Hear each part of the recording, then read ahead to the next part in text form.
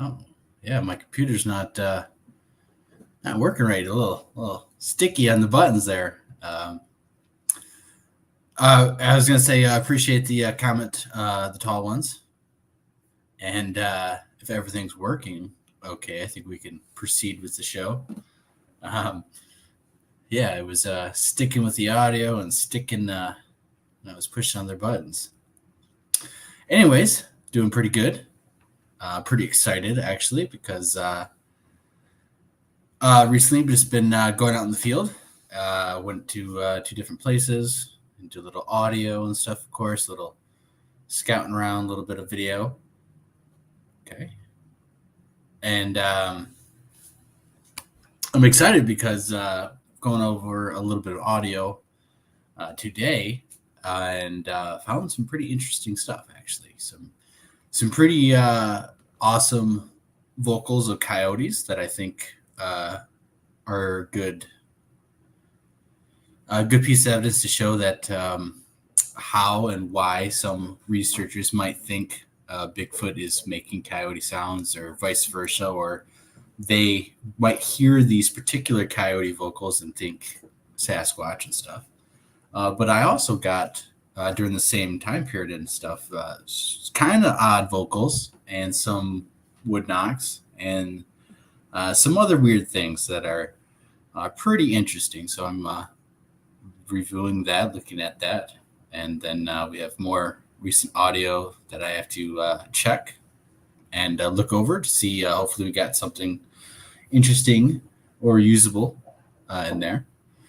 And I have went over the some more 168 stuff and actually have some very interesting sounds and calls and possibly wood knocks, possibly some interesting stuff, I think. So I've been busy working on that practically all day, actually.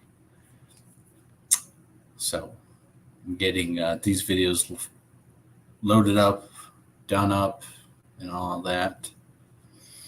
So I think we'll just get ready and get started and stuff. If we whip through these videos pretty fast, maybe we'll look at some other stuff. Get a little sneak peek at some audio, maybe. But we're going to tune in first for some of these hoaxes and potential Bigfoot videos and related stuff. And we're going to talk about how it's relatable, why it's relatable. But first, I think we're going to see, where should we get into first?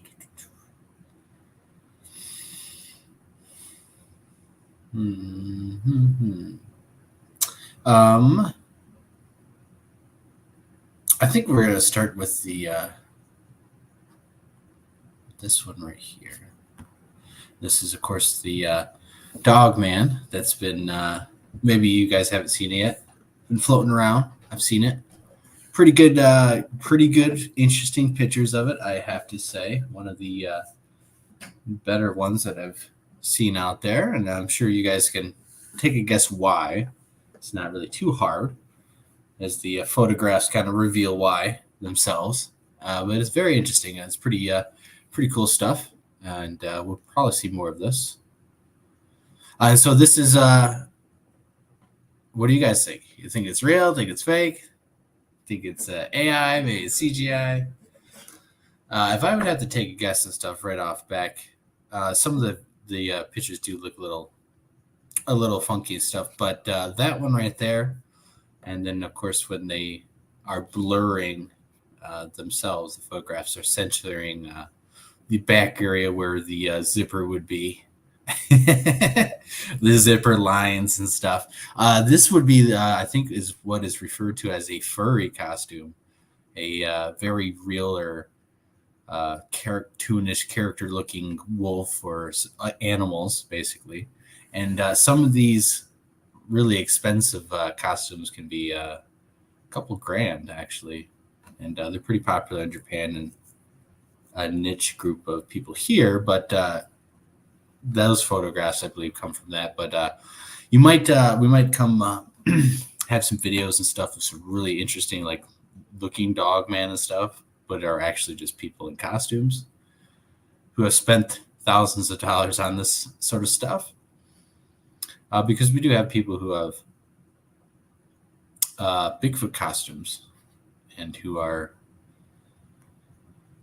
actively hoaxing people. So this is a video that we've seen a couple weeks back. I showed here that I found that didn't have any reference and stuff. Of course, I found out who created the video and where it actually comes from and stuff. But of course, this was first brought to us by the Squatch Watchers. Actually, they posted it and said, what do you guys think? It looks like a Sasquatch, blah blah blah. Their whole antics that they always use. And this is pretty interesting stuff. And at first, when the camera it zooms in and the photographs and footage we used last time, we weren't sure, if it was fake, it was actually a real person or a creature there, if it was computer imagery put into the background and stuff. But we later learned and stuff that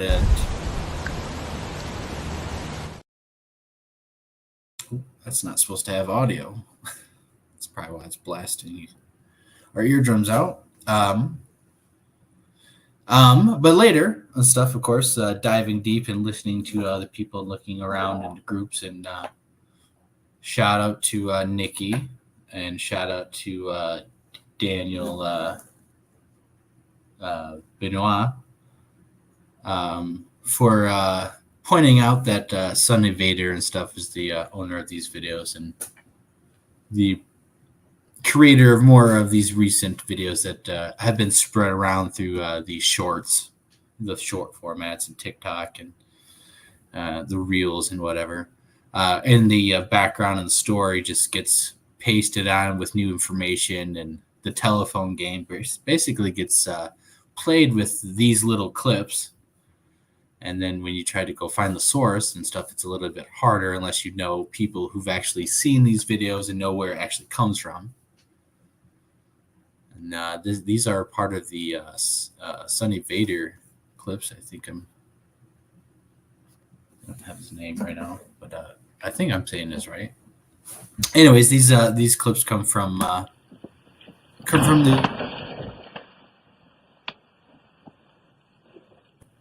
basically he has his own costume, and he does these little trail camera videos. And so this is one of the most recent ones where it shows him smashing the tent. That's all laid out perfectly in front of the trail camera. It looks pretty real, if no one's ever seen anything like this or has never been in this field and really doesn't have the mindset to kind of have a little disbelief at first, like it's just corny, they would never know who it's from. They would never really dive into it. And as we do dive into it, it's from a known hoaxer who that's all he does. Actually, he has the Bigfoot costume, which you can really see right here. This is the story of a park ranger gets followed out of the woods by a Bigfoot. And basically that's it. He has some short clips of an oil worker's dash camera catches a Bigfoot and stuff. And basically he's setting up these scenes and cameras and putting his costume out there and then making it look pretty decently real, especially to the unsuspecting or like the people we talked about last show, of the people who are a little bit more slower on the mindset of reality. And they are more typically able to be hoaxed and fooled by this sort of person who is a dedicated hoaxer and a really a top-notch hoaxer compared to other people who lazily half-ass steal other people's photographs and then put their name on it, or as we'll show here in a second, use a sweater to go like this and say a Bigfoot chased them off a road and all that. At least he actually has some production value. Compared to these guys who will post stuff like this, and it's very cheesy, very lazy, very very dumb and stuff. So at least he has a little bit more better production value and actually has a costume. And then we're going to show you another old hoaxer that we like to bring up every once in a while.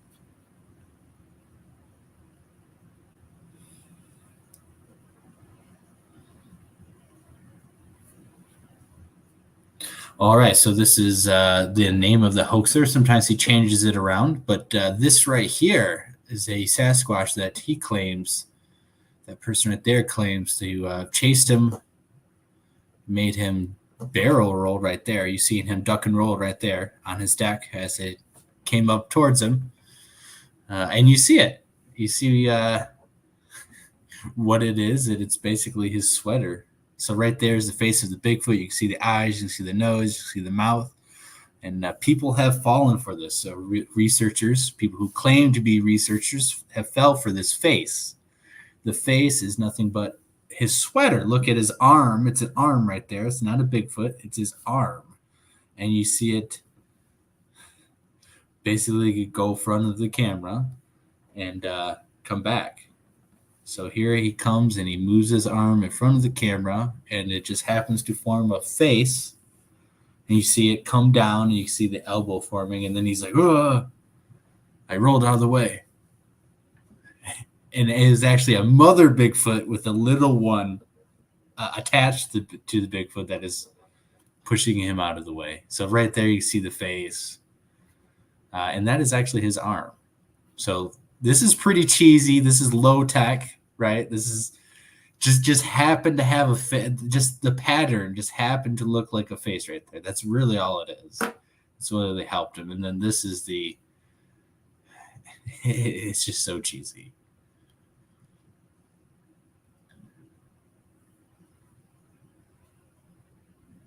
And you can see this in this is one of the most best stuff. And you can see right there the bending of the arm and the whole silhouette of the arm with the sweater. Of course, if you had to duck and roll on your wooden deck with stuff on it, you probably would blow your back out, especially being over 50, I'm sure, right? Dodging a Sasquatch who's trying to knock you on your ass. And there's the face of the sweater. And then it morphs, of course, because his arm is moving. So this guy has his own group. This guy does his own thing. This guy does his own everything based off this picture right here. And it's just his arm. You actually see this, and you see when it comes down very quickly, you see a half second of the bending of the elbow, the inside of the arm.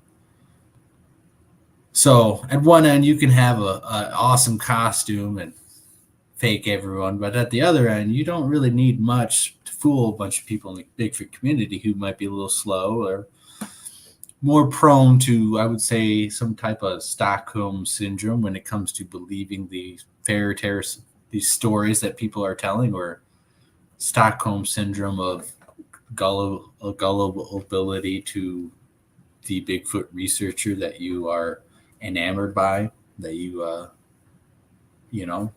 whatever kind of dynamic is there.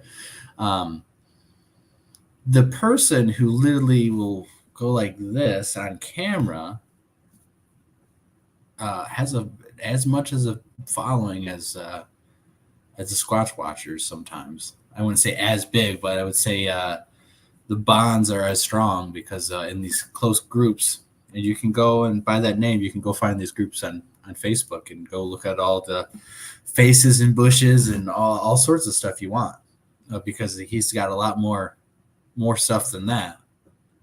Wrote books off of it stuff. But you can find them, and they are on the, cuckoo end of the woo side. They're all very woo oriented over there. And it just amazes me how people will fall for the cheesiest of hoaxes, or they will, fall for more elaborate hoaxes like this.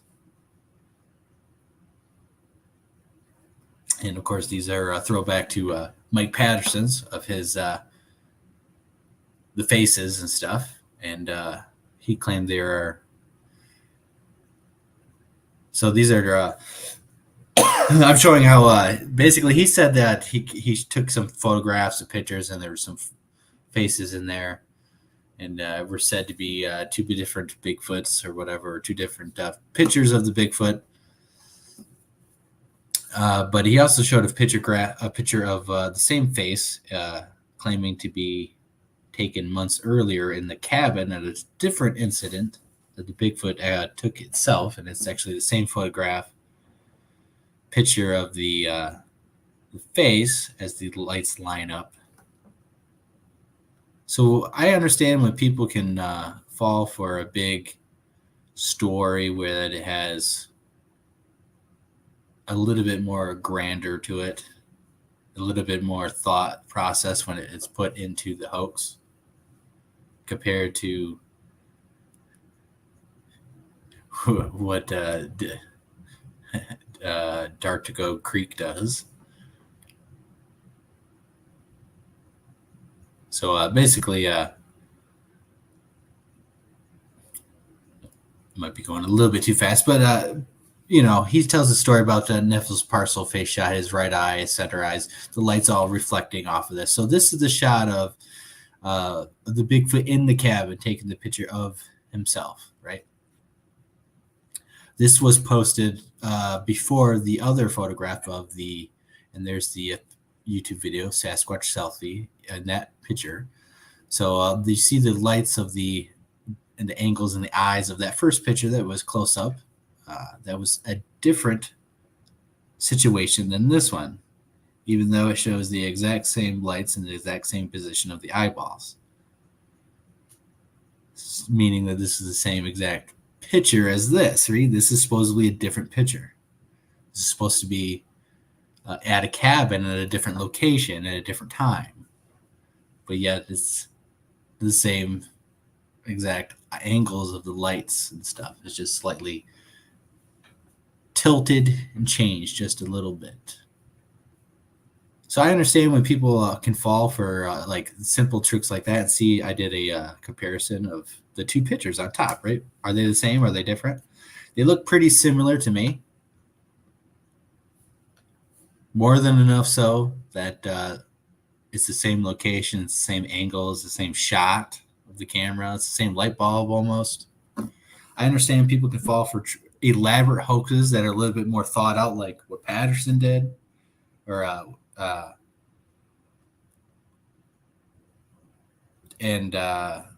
what Sonny Vader can do with, you know, you understand, like people can fall for stuff like this and what Patterson does, but I don't understand how people fall for just faces and leaves and bushes, and other than friendship. It has to be some type of they're my friends, and so I have to believe it. Compared to this is just literally the dude's arm and elbow and a blue fluffy sweater, and he just happened to get lucky and get a face out of that still microsecond of a picture. Let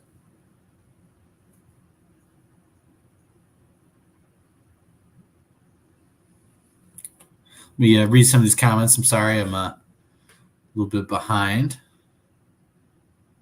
Yep, definitely sellouts. The Squatch watchers definitely sell it to everything, anything, everything. It's kind of sad.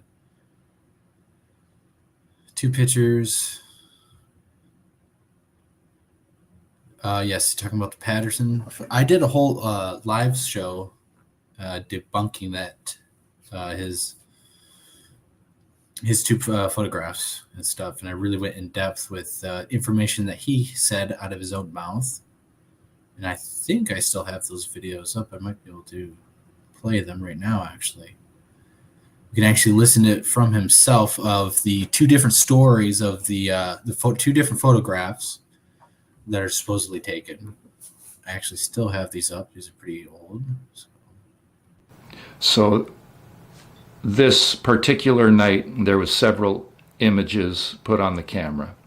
I was, sitting at the table having a conversation with Dwayne, and I show him a couple of images. One was a black image, just a black screen that I showed him, and I was running audio indoors, so the conversations there that we both saw, it was a black screen, and then later on I picked the camera up again, and there's light in the corners, which I've never seen the camera do before. I do not think it's a malfunction of the camera or anything electronic with the camera, that happening by itself. I'm quite confident they manipulated it. But after that, I was sitting at the table, and this basically happened in real time. I grabbed the camera, I look at it, and there was this image. This is a Sasquatch selfie. This is Neff's face. You can see his black almond-shaped eyes, his right eye on the left side, almost the whole eye, and then partial eye on the other side. There's light reflection in it, so the round circles of light, those are reflecting out of his eyes. I believe that might have been the light above the table in the cottage. I'm not sure, considering what they're capable of. It actually, the metadata said the flash did not fire, so I don't know what to think of that. I do know what his whole face looks like, so Okay, so that was one photograph that he said was taken. So it all black. It was all pitch black, and magically the Sasquatch took the picture itself, and it has the lights reflecting off of the Sasquatch's eyes. So that's one picture. Separate incident, situation. Bam. Now he'll talk about the other photograph of the fence, even though it's the same photograph, that he's using two different instances to tell two different stories. And he's also integrating the other dude into it. 2019 at 11:40 p.m. The story behind these is Dwayne had stepped outside. He was texting his bass player, and he heard children's laughter, or he heard a child's laughter around him, so he knew something was up. We've been doing this for a while. And he pointed his phone, didn't see what he was photographing, took a picture, didn't hear the shutter go off like he normally does, so he took a second picture, and I'm glad he did, because it shows a difference. These shots are of Neff arm leaning on the fence. You got a grin in one shot and a full-on smile in the other. He's posing, you know, he knows his photograph's being taken. He's allowing this to happen. Dwayne didn't, you know, he took a quick look. He didn't see anything. And I'll show the original shots and you can understand why. And then when he went inside and he zoomed in, you know, that's when his mind was blown, and he contacted me, and it was the next visit that I had asked them, do you want these put in a video for the world to see? And they wrote, not yet. I haven't said boo since. So these have been sitting for a few years. And all right, so he says that two separate photographs, two separate instances, and Dwayne took the one. So I'll show you both the photographs side by side again. I think it's this one. So these are the photographs that Dwayne took at the fence that are newer, right? These are the newest ones. So he put the video of the Bigfoot selfie out on YouTube about a month or so before putting these photographs out and having the story behind this. So these are the photographs. You see the one on the left. It's the same individual. Is what he's claiming. It's these are just the two photographs. I just have them side by side. I think it's the one on the left is clearly the Bigfoot selfie that he put out a month earlier. The lights, you can see the light angles in the eye sockets and the eyeballs are exactly the same as the Bigfoot selfie that he said the Bigfoot took while inside the cabin, right? With the equipment right there, then and there. While this Bigfoot is being filmed in the backyard with Dwayne. So the light angles and the setup should be completely different. Almost being, I would say, impossible to have the exact same angles of the lights showing inside of the sockets at the exact same angle, same time. So I'm showing right here. I think when he said he took two photographs and stuff really quick, like snap. I actually believe he might have like took one photograph set and then like reset up because the angles are pretty off quite a bit. And I even think when I further went into detail explaining all the stuff, I think even the he was leaning on some type of tarp or something is now different and stuff. It's been moved and tampered with. Maybe this wasn't the video that this is the one. I can't skip forward on it. So I had a couple different videos that I haven't got rid of yet. I guess maybe this is the reason. But yeah, so in this one, it'll show the side-by-side comparison of the Bigfoot selfie and these fence videos and stuff, even though it's the same exact photograph, in my opinion. He completely just makes bold-faced lies multiple times, includes the other guy, and lies to your face, and people believe it. So here's the Bigfoot selfie right there that he stamped, watermarked in the middle of. This is the Bigfoot selfie. And this is his Facebook post of it. There's the thumbnail of the Bigfoot selfie. And then there, the one on the left, you can see, is the photograph that's supposed to be different, supposed to be taken at a different location, different situation. And looks pretty similar to me. So, and this isn't really hard to find if you just look and you have common sense and you kind of think, hey, it kind of looks similar. And well, if this is different locations and a different setup, the light is a different angle, a different height, because inside of a cabin is a different height than a back door light outside your porch, right? Why would the light angles and why would everything line up? So we'll have right there. Both these are supposed to be different photographs of a different situation, a different place, different people, right? Patterson was at one, Dwayne was at the other, and yet they look pretty similar to me. And so this is a little bit more elaborate hoax where it's actually set up. I'm assuming there was no Bigfoot selfie. Obviously, he had these photographs made, and I think he claimed that these photographs on the whatever equipment he had, where he was holding on to them for a couple more months before he even showed the world and stuff. Remember, because the Bigfoot, he asked the Bigfoot if he could release them, and they wrote down yes. So then he released them, which is probably a crack of shit. But he released the Bigfoot selfie first of a little cropped image of this, and then the other story of the behind the fence and stuff. So a 2-for-1 out of the hoax, really. This one's a little bit more elaborate. At least they kind of set up whatever kind of mannequin or whatever dummy behind a fence. And he tried to get a Bigfoot selfie story, hoax, fabrication out of it, of a Bigfoot manipulating a device to magically take a selfie and then have a fence hoax and stuff. And a lot of people, called bull crap, but a lot of people ate it up for breakfast. And a lot of people, you look in the comment sections of the videos or his Facebook and all that, or groups, and it's culty. It's a little, I don't know how to describe it other than it's kind of culty. It's or Stockholm syndrome like. It's people don't want to believe or will believe anything. They don't want to take the time to look into it.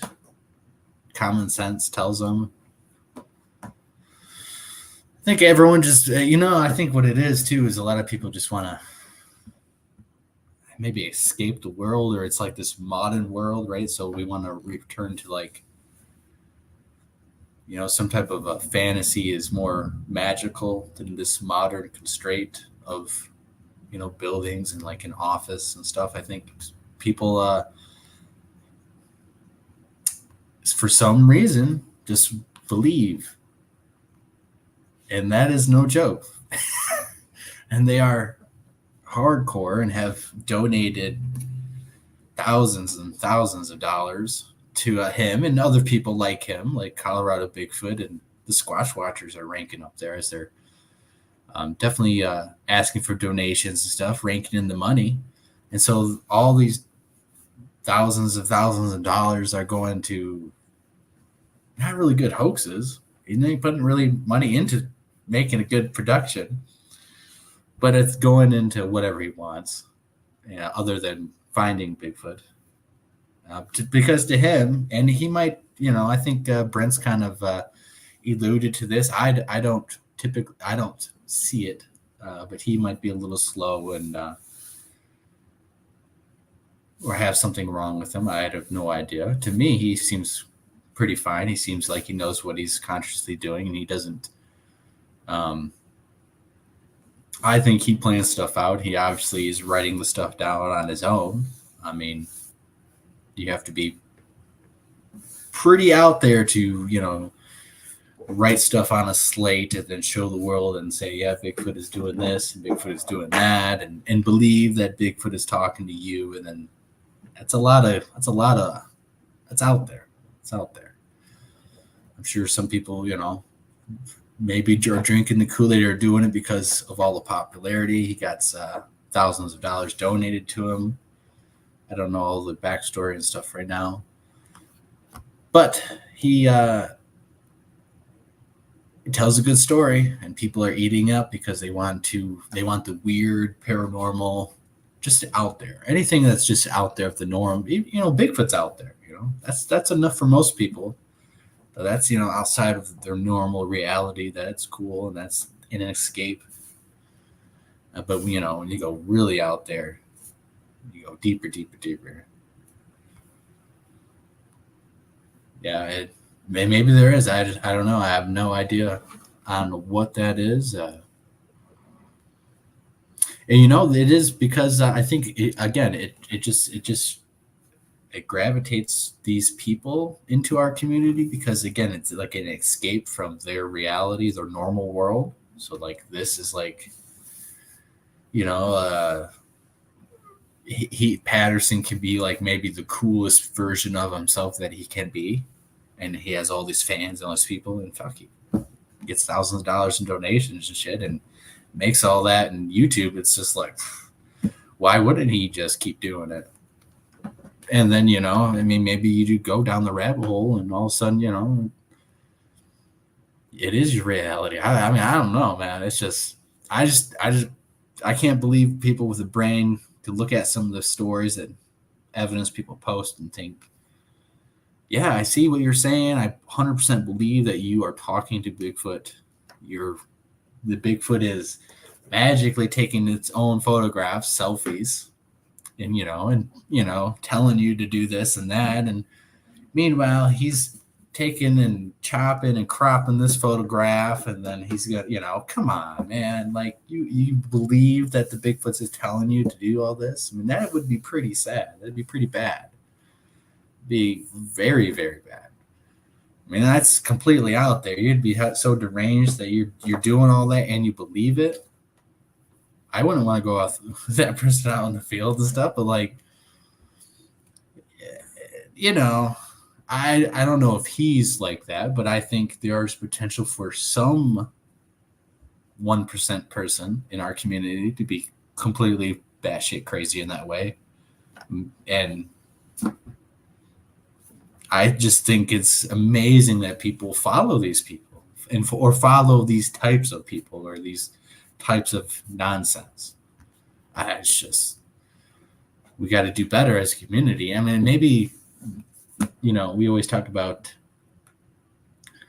maybe our audiences, we need to have a better targeted audience because, the people that are gravitating towards them are, maybe they're not exactly our target audience that we really should be focusing on or really maybe care for, right? Maybe these are just the people who, no matter what, are going to go over to this wacko world.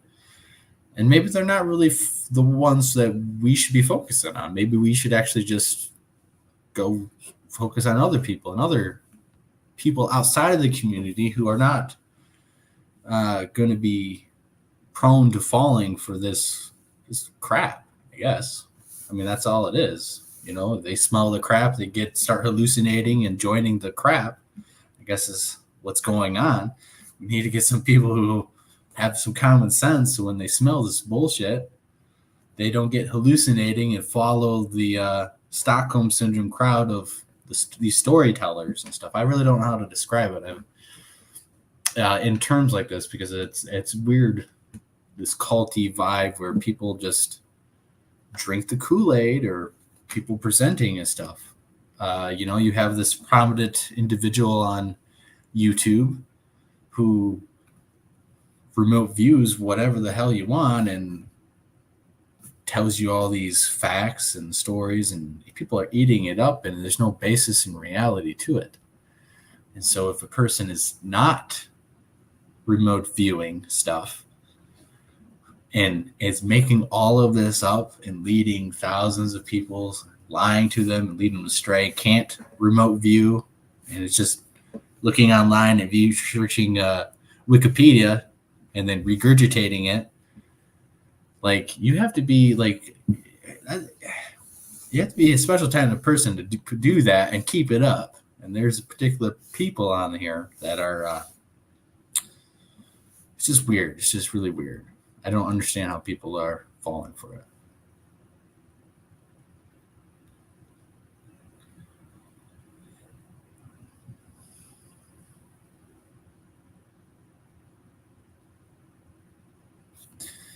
All right. So let's take a look at some other stuff to get these videos rolling and stuff. Again, thrown into Mike Patterson, that kind of wasn't on schedule and stuff, but it's a classic example of a real hoaxer that we should be a little bit more concerned about as he draws a big crowd and presents himself as someone who's not really so cuckoo in certain ways. Because other people, you get a real sense like, man, this guy's kind of out there. With Mike, he kind of actually has the enough personality to trick a lot of people, I think. All right, so let's go over to. All right, let's go over to this actually, and I'm going to show a little bit of what I love, the gorillas and stuff. It's because they're the closest relatives and thing we have to look to compare to Bigfoot and stuff. And gorillas are so smart and stuff. And unfortunately, gorillas in zoos are, it's not the very best place for them. They are basically prisoners, but they're not being poached and stuff either. So, but this one is learning to scroll and actually communicate by, hey, I want the next little video or topic or whatever. And the kids are doing it. And, this is a type of intelligence that Sasquatch should, by all definitions and our standards, by all the stories that we're telling and research, should be able to do, right? Sasquatch should be able to understand, communicate, and be as intellectual, have the same intelligence as a gorilla, I would assume, or more, because they're not in zoos, right? We're not filming them. They're not on camera. So if they have the capacity to be peaceful and gentle-natured like a gorilla can be and learn, who knows exactly what they could do, especially if they're more intelligent than a gorilla, because gorillas can learn sign language. Of course, these ones who are very specialized individual gorillas who have spent the whole lives doing it, but at the same time, they still have the capacity. That one is us, there's some capacity for body language of basic humanistic languages of communication. I don't need to understand the language you speak to communicate with you, with a person halfway across the world. If I need to go to the bathroom, if I need some food, I need something to drink, I need to go to bed, I'm sick, something's wrong. I believe Sasquatch definitely could understand these basic languages and stuff and communicate and more, If they're watching us in our windows and they're watching us on our TVs, they're watching our kids, play video games, or watching us on the computer doing our live streams and stuff, what are they learning? If a gorilla is able to understand what's on a screen in front of him, what are Sasquatches able to understand by viewing through our windows?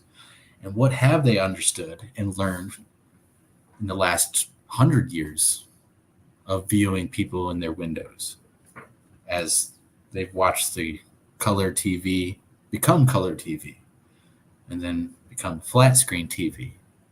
I mean, if you spent a couple generations of watching the generational farmers and watch their TVs and what they did all their life, I think you would pick up a couple things. You might, who knows, it's a very interesting mystery to me, because I think Sasquatches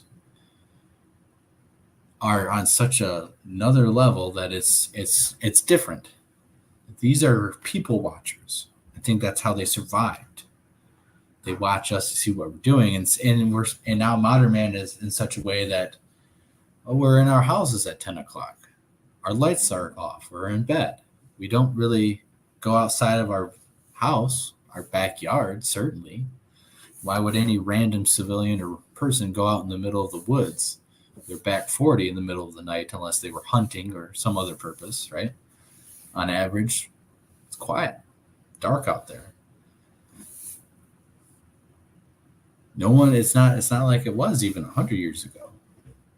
So Sasquatches have so much easier time to hide compared to 50 years ago, or compared to, say, the 1980s, the 1960s, 1950s, 1940s, certainly. World War II happened. That whole, and, one of the worst periods and stuff, I believe, for Sasquatches were when the transitions from domination of the Native Americans to the white people.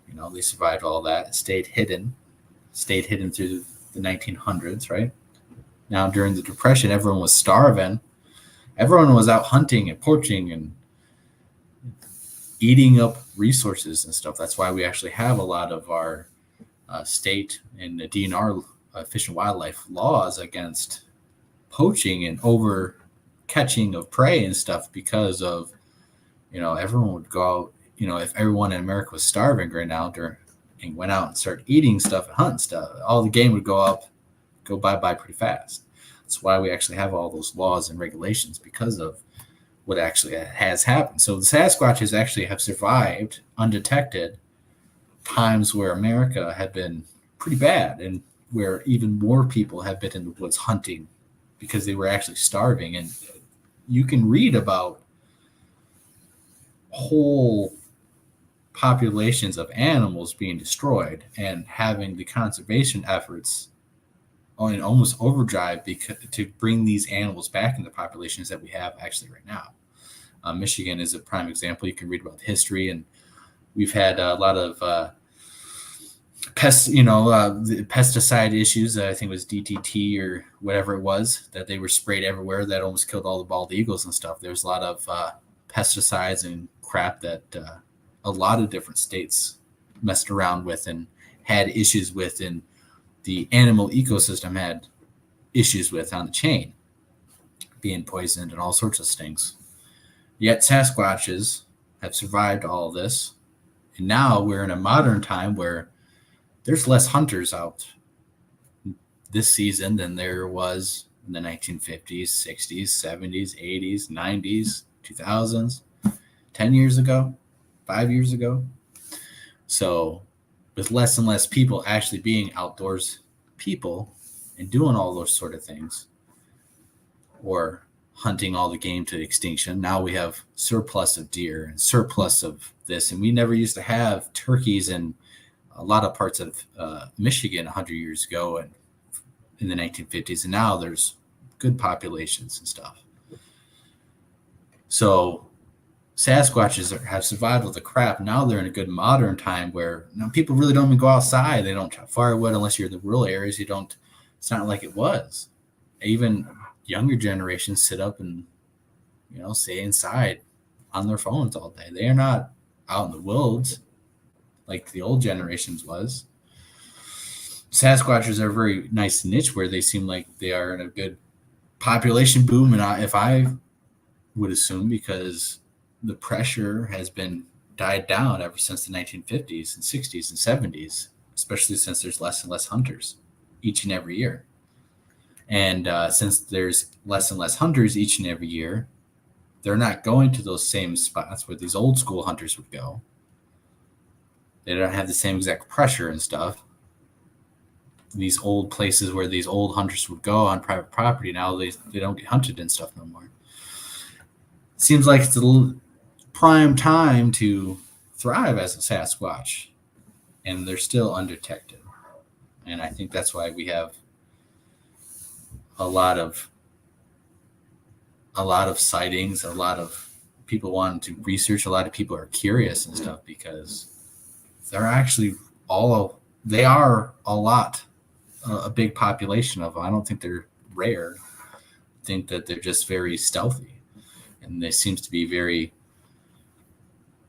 at least in where we go in Michigan and stuff, it's not too hard to find them. If you're on a mountaintop looking at a mountain range, it might be a little hard to find with the Sasquatch. But if you're, in Pennsylvania and stuff, there's supposed to be hot spots and stuff. There's a big population. Ohio, big population of people, hot spots. Michigan, lower Michigan, farmland, and you have a Metro Detroit area. This goes for miles and miles and miles. Scattered reports all through there, and still freshly reports. If they're rare and they're not big population, it doesn't make sense for them to be spotted all through Metro Detroit, all through Southeast Michigan, Southwest Michigan, Mid Michigan, North Michigan, the Upper Peninsula, all the way through Ohio, Indiana, Kentucky, all the states. It doesn't make sense. And these are not migrating populations because these reports are almost every single month out of some of these places. It might be every other year, but there's definitely no consistent massive migration where there's no reports in Michigan or any of these areas for months. They all just packed up and left. No, there's reports all year round for all these locations. So the population, in my opinion, has to be pretty big. And, to be that big and to stay all that stealthy, and you have to have all your comrades and all your families, how intelligent do you have to be to learn to stay away from people? Probably not that hard. Hey, from 5 a.m. till, depending on when the sun goes down, 5 p.m. to 10 p.m. at summer, humans are doing this. When it becomes dark out, humans go inside their houses, and unless they're letting their dogs out to go piss, they really don't go outside anymore. So we can just go run around and do whatever the heck we want, unless you are a particular different non-city person. More rural people actually go outside and do stuff and hang out. Hunters actually go out and hunt. Farmers are doing stuff. But a farm who's been a generational farmer has a set routine, what he does. And a farmer, by the end of the night, is tired, wants to go to bed. So if there's a set pattern to what this human family does, say a farmer for 3 generations, it's a pretty easy pattern to follow. Oh, this is what they do in winter. Oh, this is what they do in spring, getting the farm ready. In summer and stuff, in spring, the cattle are getting born and stuff. In summer, they're full routine, planting crops. And then in the fall, they're harvesting all the crops. Oh, there's a bunch of crops for the Bigfoot to eat. It's not really hard, I think, for an intelligent animal to figure out how to thrive around a farm habitat based on just observing the family of farmers. And if you do it over a generation, how much does it really change? And how much can you adapt to it without, you don't have to do much, right? Every once in a while, something crazy happens and you have an odd interaction that this farmer, maybe he went out and did this one time. He buried his dead dog way out in the back 40 by the tree that he hunts at and stuff. But he only hunts there in October. His dog died, so he walked out there during June. He buried it out there. That would be something that's not of the pattern that they could think of what could happen. What would usually happen in July, what would usually happen in June. In my opinion, that's what is really going on, that they're just watching our houses, watching people, they're watching pieces of property.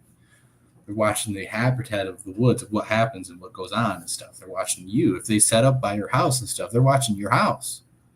Because as soon as you come out the house and you go into the woods or their habitat, they want to know to get out of there. They want to know to see what you're going to do, what kind of a person you are, I think, honestly, too. I've been in the field with lots of people who've acted lots of different ways. And it seems like to me that some of the interaction was only happening to people who, were maybe a more particular way and stuff. If you act foolish, I don't think they like that. I think they might even respect people based on how people act and stuff. If they're that intelligent, if they're able to read us in certain ways, read our body language, read our tone of our voice, how we communicate with other people. If some person's shit-faced drunk and he's belligerent and he's making everyone pissed off, I think a Sasquatch could understand that everyone's mad at this person based off what that person's doing and how they're sounding, how they're acting, how everyone else is responding and stuff. These are things that Sasquatches have adapted to because they're people watchers. They're out in the woods and they watch everything. It's not that they're people watchers. They just watch everything. They watch everything in the woods. And so when the opportunity comes by, they snag and grab, snap, break, and then they eat. And that's basically it. And they can sit down. So if a creature sits down and watches everything, it sits down and thinks because it's watching stuff. It has time to sit there and think, contemplate on stuff. So if they sit and watch people and they watch TV and they watch us, what are they learning? What are they taking in through this observational skills? I think it's a lot. I think it's incredibly a lot, more than we can possibly fathom at this point, because it's such a mystery. It is such a great mystery that it's either they have to be super intelligent creatures that have such a capability far above gorillas, that it's amazing and stuff, to the point that maybe they understand language, maybe they talk and stuff. I don't know, but it's either that or you go to the woo side, right? Either they have to be incredibly intelligent animals. How wild can they be? Because if you're too wild and you let your emotions take control of you, well, you're going to eat people because you're too hungry. Well, you're too pissed off because that farmer is disrupting your sleep or your hunt, or something's going on. This human is disrupting something because there's too many of them. If you let your emotions take control, you'll get pissed off at every little person who comes your way. And yet we don't really have that. We would have more evidence of Sasquatch if they did that, if they weren't in control of themselves, as it seems to be, in my opinion. So they have to be intelligent. They have to be somewhat humanistic. They understand us. And it's not woo, right? If it's woo and it's spiritual and all this, then you can have whatever, right? For it to be flesh and blood, you'd have to have something that's truly intelligent, that actually understands us, and that passes down this information to younger generations, because they all seem to follow the strict code of conduct when it comes to people. We have stories of crazy stuff that happens, but for the most part, seems like there's a certain way to go about interacting with people or a piece of property. If you just hang out and really don't need to do much, throw a little rocks, make a little ruckus, these humans just get scared and run away.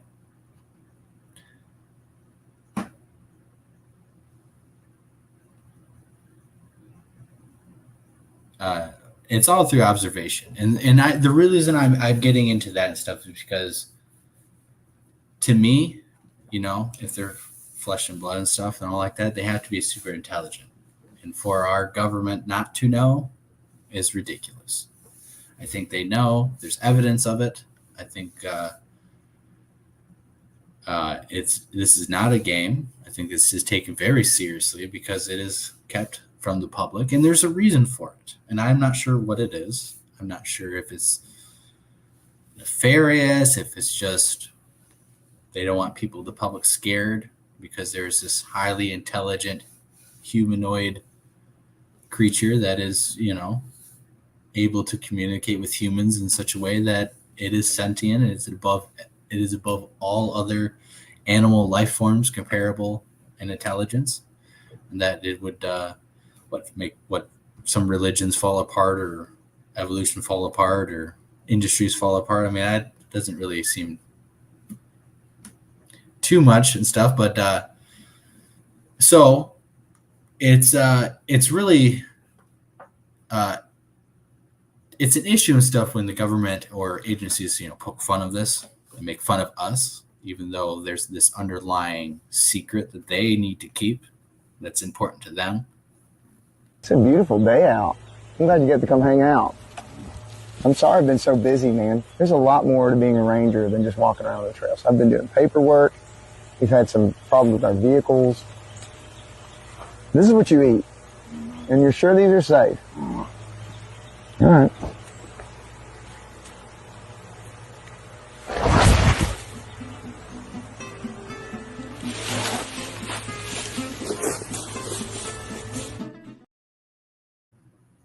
Yeah, it's funny. It's funny and stuff, right? It's so funny that it's kept secret and stuff. You can't look into it. It's so funny that they make fun of us, and yet these people know what's going on. Some of them do. The higher ups certainly do. If they don't know what's going on in the woods that they patrol and they manage, then they're the most incompetent people in the world. They have to know what's going on. They manage these places, and some have speculated they manage these places because of them. So when they poke fun of us, they make light of the situation. They're putting people in danger, and that's the fact. They're putting people in danger because the reality is, if people were prepared to understand that there are these Sasquatch creatures out there, you should be prepared. And most of the time, nothing really bad happens. You should just, go about your day. Just be wary, like a grizzly bear, right? You should be wary of, kind of what to do. About the same thing. There's no Bigfoot out there. Just do whatever you want, and then people have a real encounter. They don't know how to act. They shit themselves. And then they go report this to that same ranger, and it's, oh well, the bears around here can be pretty feisty, but I wouldn't worry about it. The bears are, they just do their thing, and they won't hurt you. They'll cover it up. They'll lie to you and stuff. If you have a Bigfoot encounter, you go tell a ranger and stuff. Maybe you'll get a good guy who'll take it and actually be a human to you. Maybe you'll get some jackass who has to cover it up to save his own paycheck, his own retirement. It's not a game. It's not a game when they're the ones who are keeping the secrets and they want to poke fun and laugh at us. Yeah, and that's why, I have to say what's really going on. Why is it a big secret? If it's just a highly intelligent, more intelligent than a gorilla, but still a more intelligent gorilla, why does it have to be secret? Why does it have to be, so what? We already have land already locked away. If basically, everyone, last 100 years we have statistics. Not really much has happened. There's a lot of missing 401 people. There's a lot of weird missing people. There's probably some circumstances that Sasquatches have ate people and all this and all that, but comparatively, it's not making everyone panic. Everyone still goes out in the woods, even though there's plenty of weird missing cases, or just people going missing in the woods, or people ate by bears or whatever. So if you just say, oh, there's Bigfoot out there, and they're responsible for some of these cases that happen each and every year, or we really don't know, and we can't really say that they did it, but, there's a small 1%. Would it really change much if it's already happened the same way for the last 50 years? Or would the mindset change? Would they, all they have to say is it's illegal to shoot a Sasquatch. You can't go out there, no matter how scared or panicked you are. You do not shoot him. It's illegal. Felony. No one's going to go out there and start shooting them. And they say, well, they've been here. Nothing's really happened most of your life on average, so don't worry about it, right? So to me, there's something more. There's something else, or I don't know. But for some reason, I feel like they definitely are keeping it a secret. And I watched a show. Give a shout out to Val, and he in the show, they were talking about sheriffs of counties are very important people, elected people. Sometimes these people are elected because they know a lot of things, and they know about the bears in the county. They aren't really bears; they're Bigfoot stuff. And they might have a lot of information, and they might even have protocols on how to deal with these situations that probably would surprise you. And yet these people don't tell the general public, aren't really allowed to, I'm sure, especially if you're getting a paycheck. And that's what it comes down to, is people shut their mouths for the paycheck for the rest of their life and their retirement. So, there are people in the local county community that do know about these things. If they don't know about these things, they're not doing their job right. I'm sure there's always been reports of these hairy wild creatures messing with people's houses that get reported and they get swept underneath the rug because, you can't have the whole county or town panicked, right? I mean, if, people and family have been living there for 3 whole generations and Bigfoot's been there for the 3 whole generations, are the cops going to go in there and exterminate the Bigfoot and cause a war? Or are they going to sweep it underneath the rug and just let things go as they've been going, which is pretty smooth, right? Ain't really much of an issue, right? But if cops and deputies go in and start shooting Bigfoot and all that, do you think that's going to be a good response? Do you think it'll be easy to sweep it underneath the rug? So there might be some protocols and stuff of your local governments that are in place to deal with these things, especially in places where they're probably more known to be a nuisance or just be around people, or typically like to watch people in people's houses. People get freaked out by that. All right, so that's why I shared that, because it's when you see stuff like that, it is haha, it's a joke and stuff, but also it's kind of a dark thing too, because these agencies on the deeper levels certainly know that there's things out there. There's things out in the woods. There's things in the sky. There's things in the ocean, as we're about to show you, that are not fully explained, that are not recognized officially. But there are things out there, certainly. And it would be better for a population to have knowledge of such things, to be prepared in case shit hits the fan, than to be blasted with some situation unexpectedly and have nothing to fall back on. And that is why that's what I think about that. So let's take a look at this. I remember looking at one of them, thinking, wow, she's just a magnificent looking animal. It's only 3 meters long. Didn't have a mark on it. When she first came in with a real swagger, like a real confident, bold move, and then just pushed up against the dinghy and gave us an opportunity to tag her, and he placed his tag perfect.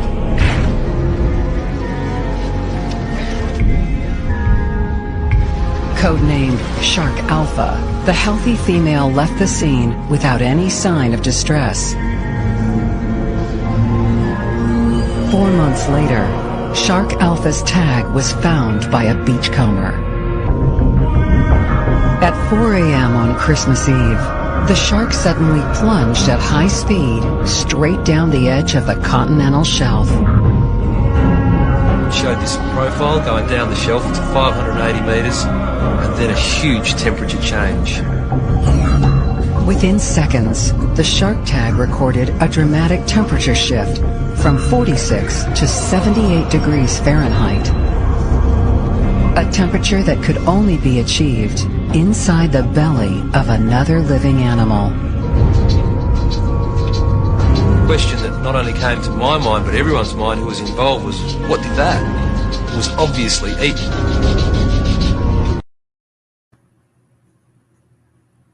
there are things out there. There are things out there that governments know about, and they keep it a secret. There are certainly things out there. There are things that they've seen on their missions, on their discoveries that are kept secret. So that is from the Smithsonian and stuff. There's actually a little clip of a shark tag that mysteriously plunges down to an extreme depth very fast, very rapidly. Of course, the temperature changed, indicating that the shark was ingested very quickly. So then that would be a mysterious unknown creature of unknown size and capability that science is yet, has a little data, but nothing to throw at us, or nothing that they want to officially announce to the public and stuff. This could be a creature that they know about, but they don't want to talk about and stuff too. And of course, there is evidence right there of real scientists with real data and real scientific measurements that do show that there are unknowns out there, especially in the ocean, where there is, what is it, like 99 to 98, 97, whatever, 90% unexplored and unaccounted for. That is a lot of scary things that I don't want to mess with. I don't want to go down in the water in a little tiny sub the size of a great white shark to find out what could eat or take down a great white shark within seconds and drag it down. I don't want to see. I personally can't do that. That's not my forte. I will definitely feel more comfortable chasing a Sasquatch in the middle of the darkness in a swamp in Florida or wherever, not in the water in a sub or anything like that, looking for sea creatures and monsters. It's a little different. So it's a joke to think that our governments and even local governments don't have things in place or don't know about some certain things, certain mysteries, certain weird legends and stuff. You would be you might be surprised. And even ghost and paranormal stuff too. You might be surprised with a lot of paranormal ghost stuff that maybe law enforcement, county, and local governments and state governments have encountered in their everyday works. All right, so we're going to show you some other interesting stuff right here.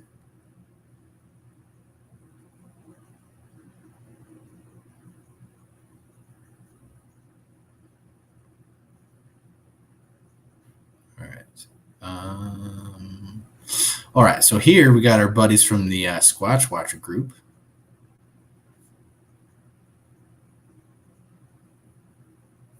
Oh, that's the wrong one. All right, so this is the one from the Squatch Watcher group, and they're all running because they hear footsteps down the ridge, and they're chasing, Bigfoot.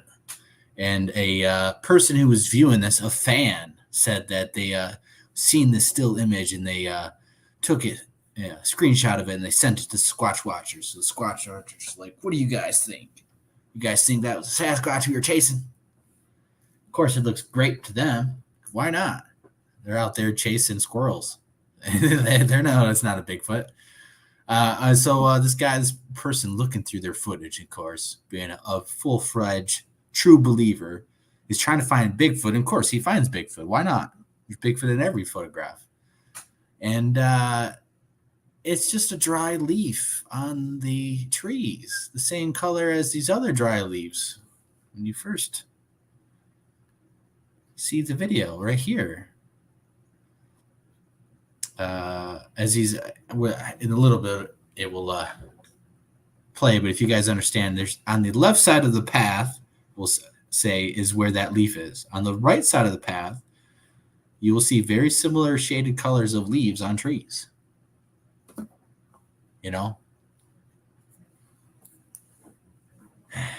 It's frustrating. Of course, they love it. They're sellouts. Of course, it's making more money. Now they have another angle to sell on the video with some evidence, because people can't tell the distortion of a leaf in pixels and depth that this leaf is, this so far away from me, and the green pine tree is this far away from me, even though it looks like it's right next to each other. And so, of course, they eat it up. They love it. We have one more thing for them, and then we're going to get to something actually more serious that we actually have to use our brains to actually decipher instead of the crap that they shovel at us. So just stay tuned, and we'll actually get into something that actually will actually use your brains for a moment to determine if this was actually Bigfoot or not. A Bigfoot kill zone. All right, so let's play this one from the Squatch Watchers. We're going to try to figure out what this picture is all about today. I called David because I got a picture on my trail from my trail cam. I've got it set up with the wireless. They'll send photos to my phone when they're taken, live time or whatever you want to call it. And on August 28th, I got 2 pictures that I can't explain. I've had a few things happen up here, but this picture kind of solidifies what I've been thinking was going on up here, because it's the back of the head.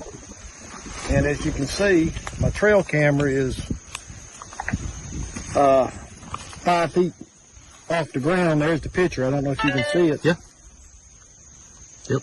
And it looks like an ear and the side of a head. Yep. In the picture. And I'm guessing, I tried to recreate it. It was taken about right here. Excuse me. This here. Off of that camera.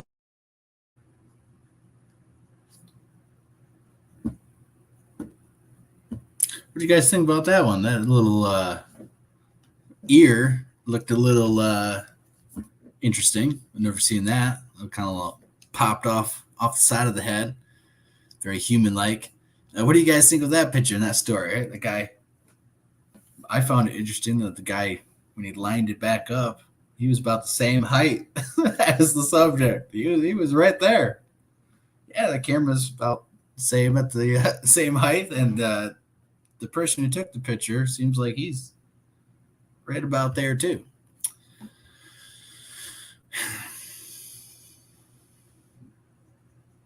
And see, these guys, if this was a potential actual real deal thing, I don't think it is. I think it's a hoax that they actually are making up. Or I haven't dived into the full video, so I can't really say that. I can't really give that conclusion on my end yet. But from what I've gathered just by watching this and stuff, the size of the person taking the picture is the exact same size as the subject in the picture. And we'll watch it again. What do you guys think? We're going to try to figure out what this picture is all about today. I called David because I got a picture on my trail from my trail cam. I've got it set up with the wireless. They'll send photos to my phone when they're taken, live time or whatever you want to call it. I mean, he's a good old boy. On August 28th, I got 2 pictures that I can't explain. Right? I've had a few things happen up here, but this picture kind of solidifies what I've been thinking was going on up here, because it's the back of the head. I don't know. What do you guys think? You ever seen this photograph? My trail camera is 5 feet off the ground. There's the picture. I don't know if you can see it. Yeah. Yep. And it looks like an ear and the side of a head. Yep. You guys in think? the picture. And I'm guessing, I tried to recreate it. It was taken about right here. Excuse me. This He's the exact same height. He's right there. Camera. Is that a little teddy bear? A little teddy bear here? What do you guys think? Or is he telling the truth? You guys get a good vibe,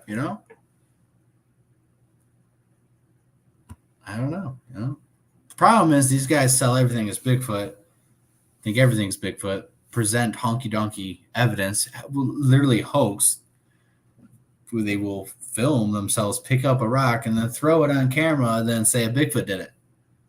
So they're not the brightest, or really some of them. There's a big group of them, but they're all in on it. They all know it's all bullshit. So, even if it was real, do they even believe it? They're definitely not good people to show your evidence to. Or if you had amazing evidence that no one else has seen, I would not be calling the Sasquatch Watchers for an interview to show your evidence on their channel, because I won't be taking it seriously at first glance until, you do deep dives, and maybe this person has been interviewed by other people. Maybe he has other evidence. Maybe he's been out in the field with other people that would sway my opinion personally. And that is the kind of rubber stamp that, if you have really good evidence, you don't want to go to those people, because other people and people who know that they're full of shit will think that you're kind of full of shit at first glance. And you might not be. Maybe you're a very nice person and you're just getting roped into a bad section of the community that is going to hinder your progress and is going to make you, when you find out that you're getting bullshitted, probably hate the Bigfoot community and stereotype the rest of us as, those jackasses who are swindling you, or the people who are donating money to people. I hear about it all the time, giving money to this person and they find out, they're a certain way, they're not really a real researcher and stuff, and all of a sudden this person, I'm out of it, I don't want to help anyone or do anything. And there's a lot of people who ask for money, get donations, and don't put the work that they claim all the donations would go to, and they can show and do, and actually get the piece of $30,000 equipment and start using it. And they get to $30,000, they get no equipment, or they buy the equipment and then it sits on their desk, or they sell it, or they never use it, maybe once. All right, so let's look at the comments real quick. So there's a couple popped up. And then let's look and actually have to use our brains for this one. All right, so what are we looking at? We are looking at this guy filming it and stuff. All he does is just walks up and he goes, "Yeah, this is crazy," or something, and he starts counting 1, 2, 3, 4, 5, 6, 7, 8, 9, 10, 11, 12, and that's it. He's just supposedly found a Bigfoot cache up on this little ridge, showing all these deer carcasses and stuff. So what do you guys think? Gotta use our brains and stuff a little bit. You guys think this is legit Bigfoot stuff? You guys think this is fake? Obviously, it looks pretty real to me. Definitely not CGI or AI, right? I think we have. Yes. We'll be talking about some AI stuff, I think, maybe. I don't know. All right. So what do you guys think? So again, there's not much audio. He just counts. Play it again. Just counts how many deer bodies there are. So what's the thing you guys notice? What's the things that you guys don't notice? More importantly, yeah, there's there's skeletons, there's rib cages, right? A couple legs. What are we not seeing? What are we not seeing? We are not seeing any heads of deer, and we're not seeing any antlers of any deer. Right? Exactly. Right? No heads, no antlers. Most likely a dumping spot. I didn't mean to kick it up like that. Sasquatch Secrets, Nikki. Yep, dump site for humans. Exactly. What are we not seeing? We're not seeing any heads of these animals. We're not seeing any of the trophies, the antlers of the animals. This is probably maybe a poacher. The person in the video sounds like this is not his doing and stuff. He came onto the spot. So maybe this is on some local public hunting land that might be the local dumping grounds of the local poacher and stuff. And because, there's certain ways of disposing deer, and I guess people have other ways to do it. And especially if you're poaching, you're getting more than tags, right? So when we see actual evidence that people present, or these videos or whatever, or you come across a kill site and stuff, look what's actually around. you know.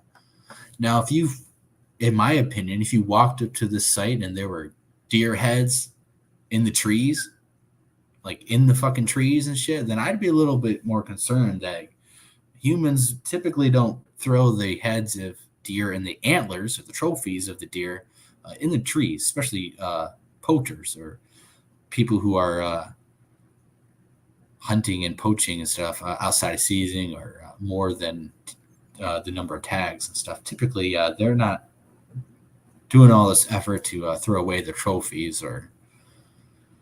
But if you find bodies and ripped up parts in trees, I would, in my opinion, say that's more Sasquatch-like manipulation, and you should probably be careful, because anything ripped up and thrown up into a tree might be a sign of, this is what I can do. Stay out, because I don't want you to do that. Kind of like supposedly this.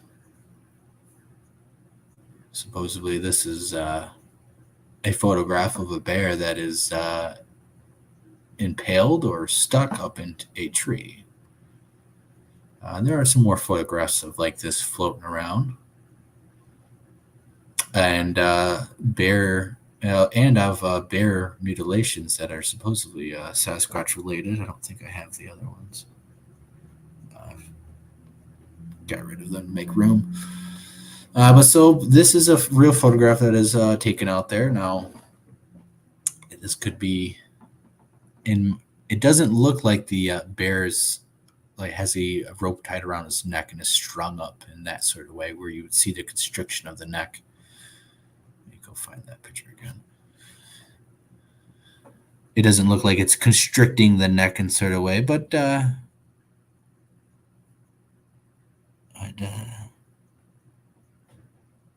can't remember if this is. There is one out there that I think does have a rope on it. There's a couple photographs that I need to grab and show you guys that are actually out there of bears in trees and of other animals that have been found in trees. It's pretty interesting. And I believe one of these, long time ago, I showed one where it looked like there was a rope around it and going up and around the tree that it was in, that I exposed. And I thought that was the one that I showed you just now is the one that looks a little bit more real. But I have to go back and check all that.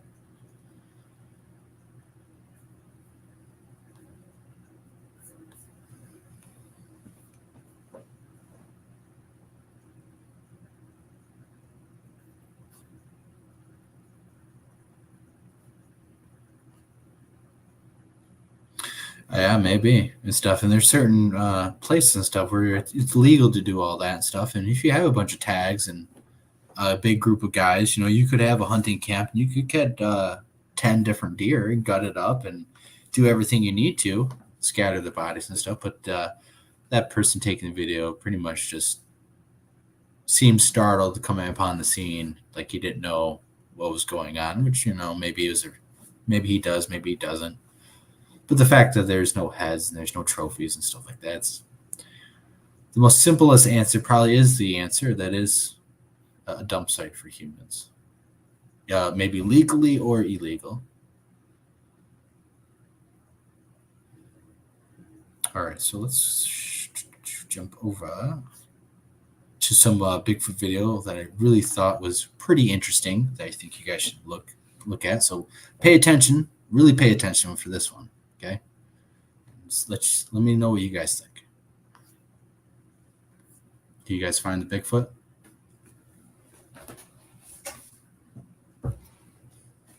I'll play it for you guys a few times if you need to.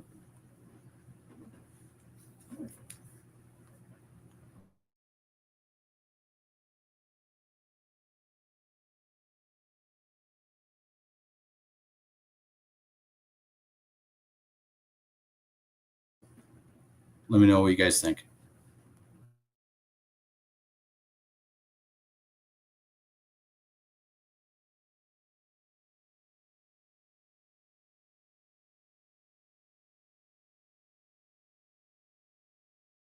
You guys see that Bigfoot?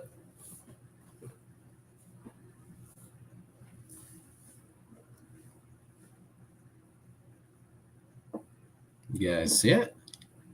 No? A little hard?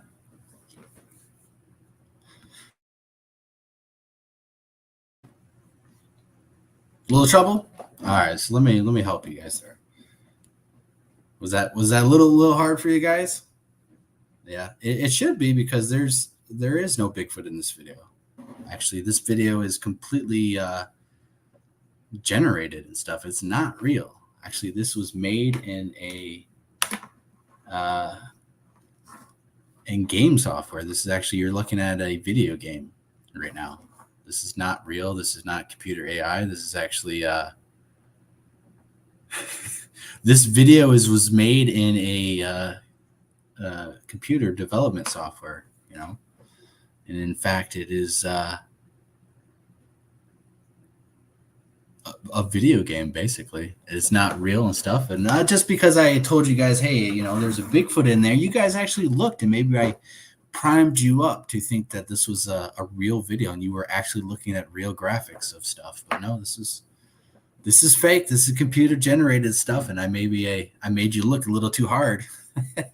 But I wanted you guys to kind of figure out if this was real or not, and to understand that graphics are getting better and gaming engines are getting extremely better. Not just AI, what AI can create, because AI is not at that level yet. These are human hours and hours and hours and hours and hours spent to make that happen and make that look realistic. AI can do not that yet. Give it 5-10 years, and you probably throw one whole sentence into a little program on your phone, and it can generate something like this. And that is what's really scary, and what could be really bad, because we could have a Bigfoot popping out of the rocks at any moment if AI gets to this level of detail. So, but no, this is huge. Can be done with hours and hours spent through a computer, and a person who's able to create all this. But this is getting more and more realistic as we improve in technology. So I will show you what AI is able to do right now. And that is this. So AI can generate videos through pictures. And so it's sloppy, it's crappy and stuff, but it can generate enough of a video that it can move, it can go through a scene a little bit. Now that you can see the distortion of the figure, of the arms, of the legs, of the fingers, and the feet, and everything becomes distorted, and you can see how it is easily discernible from reality. You know, you could definitely tell this is fake. I think most people could tell. The 1% in our community would say, oh, that's real. But that is obviously fake. That is obviously what AI can do right now. This is what the level of graphics, at least on the most public level, is able to do. And it is pretty interesting. It's pretty good. You can see how the manipulation of the scene. You can see how it does flow through a scene. And this will improve to become the level of the video that we just watched. So we will see AI, a couple paragraphs long, of a Bigfoot running through the scene and have it look way better than this. It will look like that video game I just showed you, of the graphics being in like 4K, 8K, you know. So that's what AI can do right now. But when we get to the level of a Bigfoot running through this thing, looking exactly like this, pristine, enough where it could trick a good percentage of most people, and then we're going to get flooded with a bunch of videos, and it'll be almost the end of, you know, viewing evidence through videos. I mean, you will have apps and everything to show, oh yeah, this is AI programming and stuff, but the market will be saturated with such dozens and hundreds and thousands of AI videos of cryptids, of everything, of superheroes, of Superman doing this, of everything. we already see it now, that it's going to really muddy our waters. So I think we really need to, we got 10 years, maybe probably less, that we really need to step up our game, get photographic video evidence of real Sasquatch, so we can have the real evidence before all this AI comes around and muddies the water, as it already is, but even more so. So when AI gets to that level compared to this, we need to have something more than the Patterson film, right? I mean, that's basically it, right? We have the Patterson film, and then there's some people, we all debate on the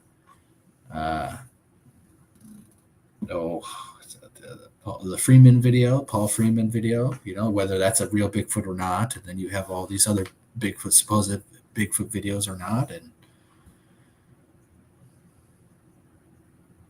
pretty soon we're going to have nothing but AI videos that are going to look amazing. And we're going to be out of luck, guys. And that's what we need to really watch out for, really worry about, is it just getting crazy like that. Any update on this, guys? Nothing? Did Stacy Brown ever give us an update on this yet? Did that person who contacted him and give him the video contact him anymore? Does he have a follow-up? Does he have any opinions on this? I don't really watch his podcast. I don't watch the podcast at all, so I really don't know if he's said any of the information on the podcast, but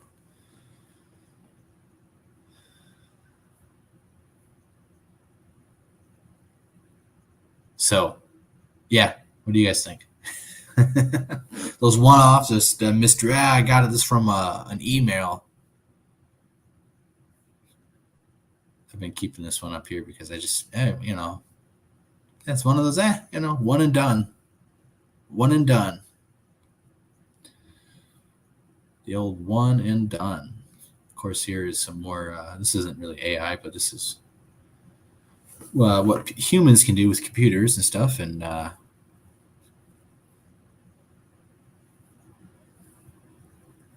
eventually you will be able to write through a paragraph in AI, and the AI will be able to do this relatively low cost here in the future. So yeah, this right here is most likely the newest version of Unreal Engine, which is a powerhouse of video game technology. Basically, it's the engine to make a video game world, characters, and everything. Whole games are made on through just its engine itself. So you can make this entire landscape. You can make architecture. It's not really just for games. It's actually a whole crap load of interesting things that you can create. But yes, this would be through Unreal Engine, and I believe, anyways. And so we have basically code, computers, images, and paint, and brushes, and textures that you can all do through a computer, spend hours and hours and hours and hours and hours of detail doing, and you can make this. If you are skilled enough, and if you have a whole team to do it, it's a lot faster. But AI is slowly almost able to do kind of the same stuff, just very rough part of it. So what do we have? Hour and 40 minutes about. It's pretty good. Throw this up here. So this is stuff of the Patterson film that MK posted here a couple weeks back and stuff, and he made a post about speculation of the you see the stump off to the left, lower left of these the black dots lifting the head.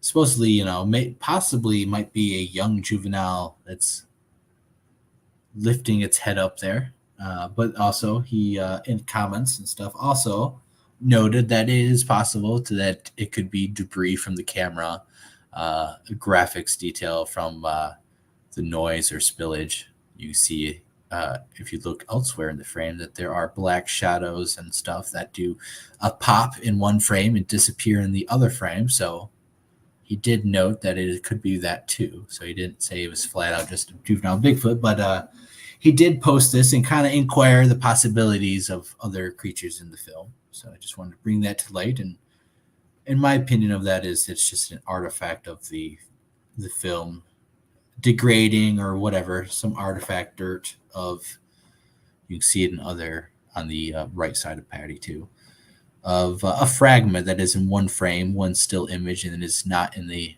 other, or it is moved as the frames move along. You see there's a couple frames that are played to get that movement. So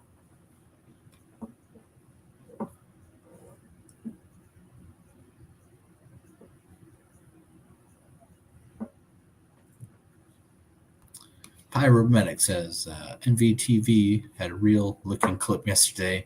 I think it was the one where it was walking down along a creek, crushed. It was going to scoop fish. That's a channel. That's an old channel that I haven't checked out in a while. Man, I tell you what, that channel's been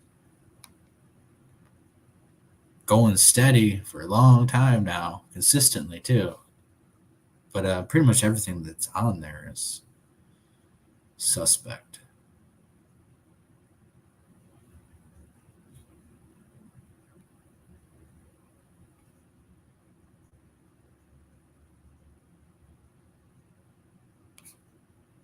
Here's another famous hoax video that we've talked about and stuff. So this is supposedly a Sasquatch at camp.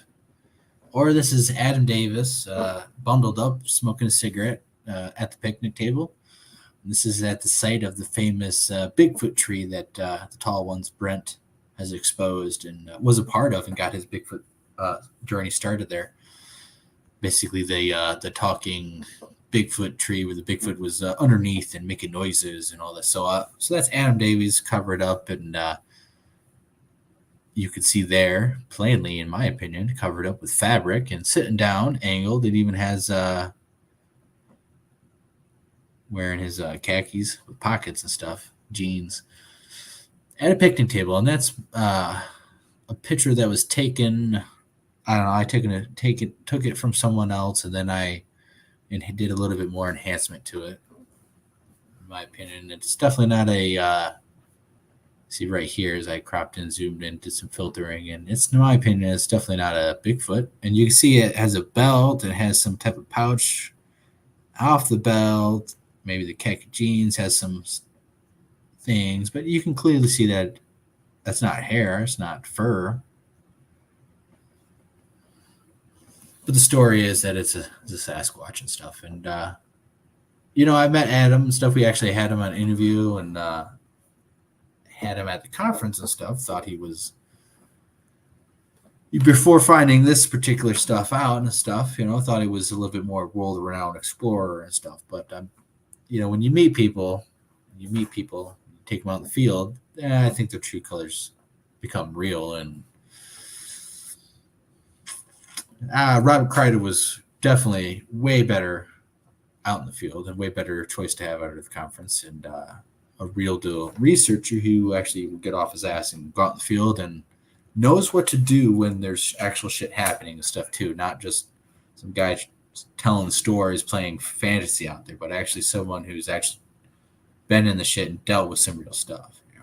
And the only real way to find out if a person's actually knows what they're doing and has been in that situation is to go out in the field with them and experience it firsthand with them and see how they actually act and see what they do or see what they don't do at a camp out or, expedition.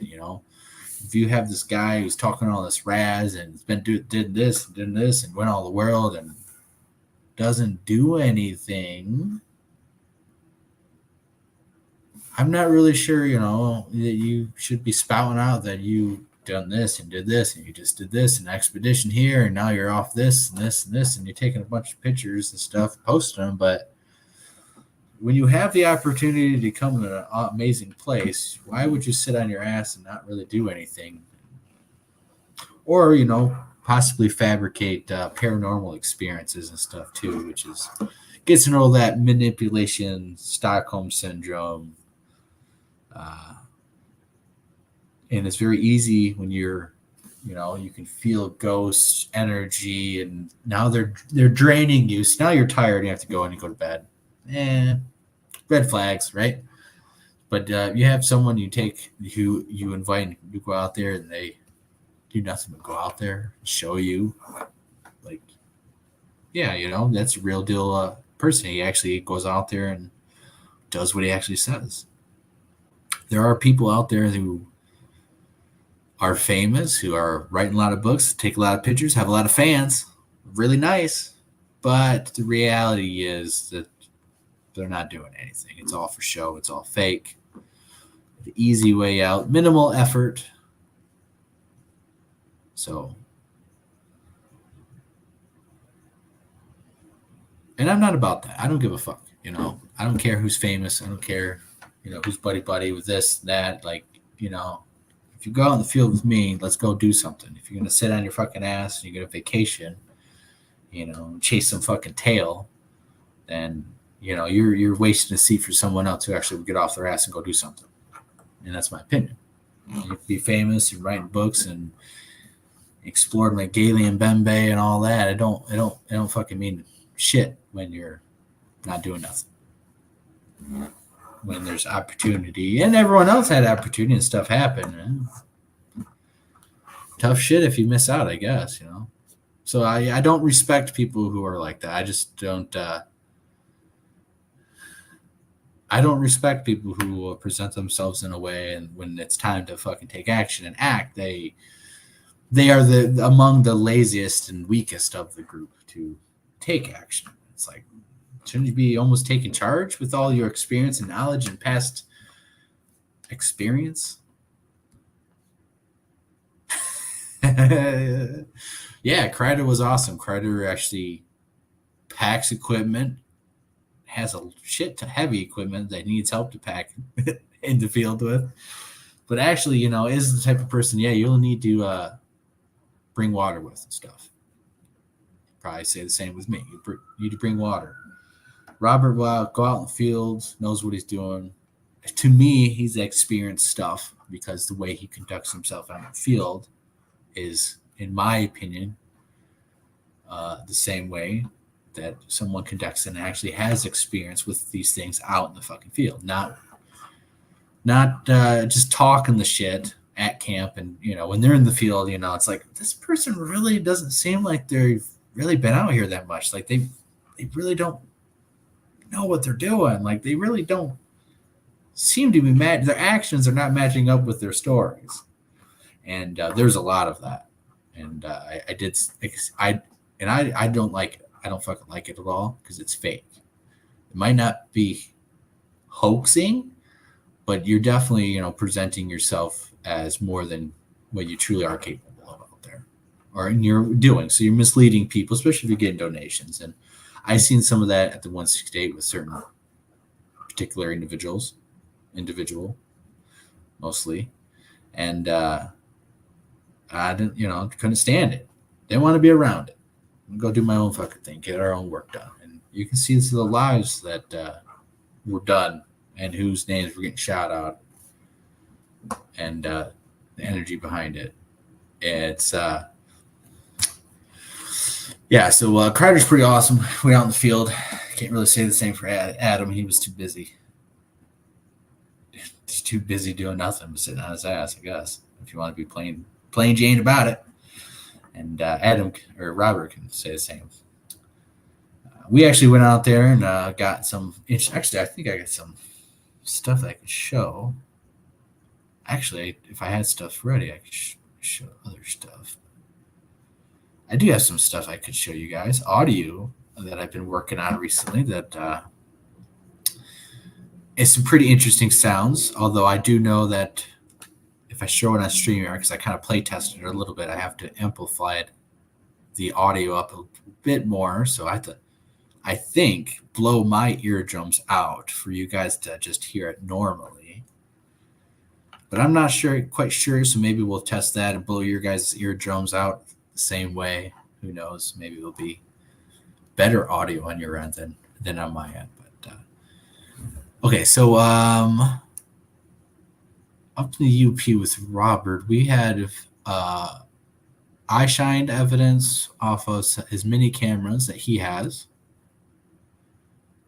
We got audio evidence off of my audio recorder, off of Robert's audio recorder of the same sounds. I don't have those up here, though, I don't think. I only have what me and Jason Kenzie experienced, which was on the same experience. So Jason Kenzie does the Searching for Sasquatch series. And it was documentary 3 and number 4, both of them kind of combined or whatever. But those were heavily edited and not included. Well, it's a documentary and it's kind of put together in a certain way. And so what you see on there is actually not the full encounter. If you watch the video raw footage on my channel, you can watch the full unedited version of our encounter, me and Jason's encounter. But I've told this plenty of times, but right here you can see some eye shine from it right there on the left-hand side as we this would have been as we approached them already. The 2 individuals behind the tree that we've seen, we approached them and stuff, and this is one of the eye shine that we did capture on his camera, his Sony 5K or 4K camcorder. And then this is some other eye shine that was captured, and this is right. I stop and look at the tree manipulation. You see it broken right there at the 90-degree angle. Tree manipulation. I stop right there because my brain is telling me, well, wait a minute. We walked up on this.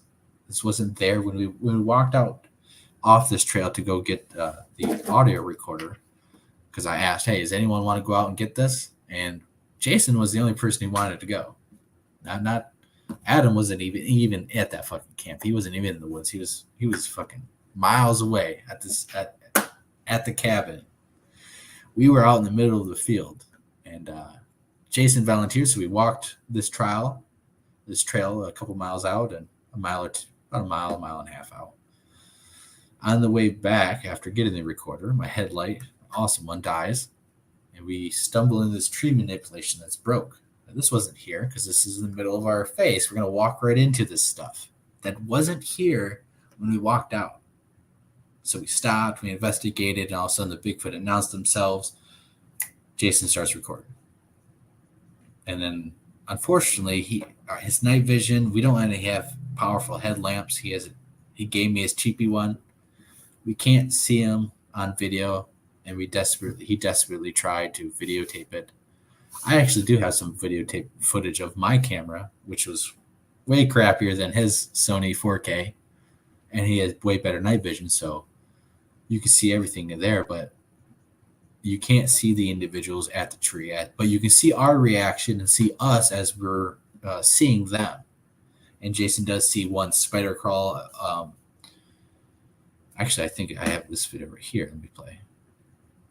Of where he sees one cross the trail, and you can see him in real time as he sees this creature move across the trail. He's definitely taken back by it. Fine, he's right here. Oh. Relax. No, I'm just looking. Oh.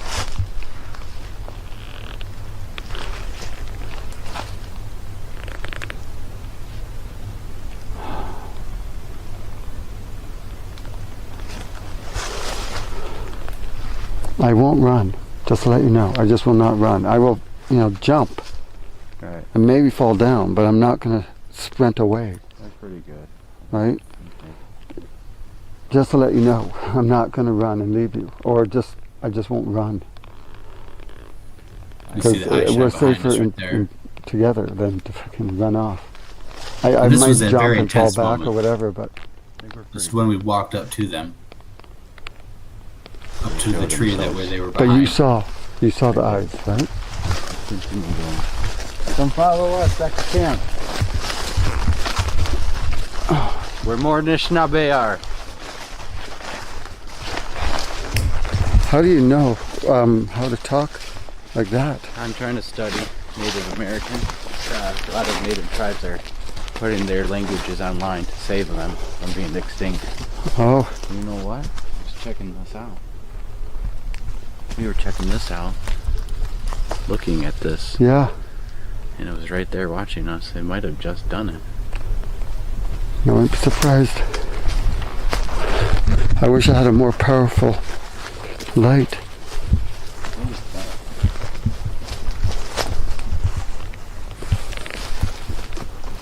Yeah. Oh. What? You know, there. Okay. He's seen something.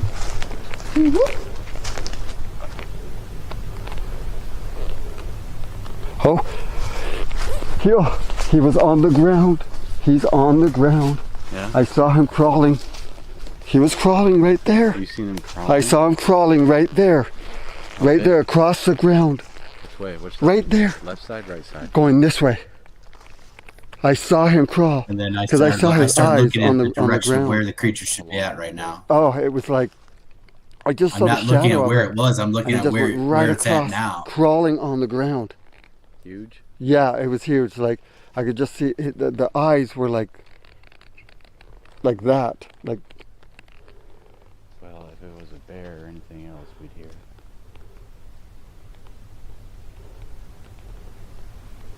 Walking, there's two of them.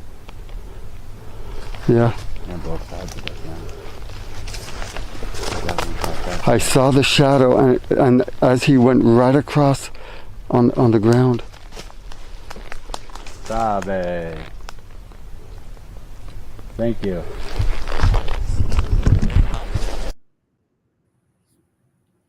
So he's looking over there. He sees something. And then he wasn't really sure. Then you see his body as he's like, oh yeah, I seen something.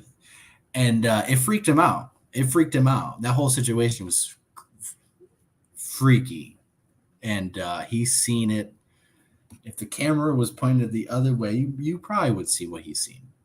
But I think if you don't see anything what he's seen, at least we see what he is responding to.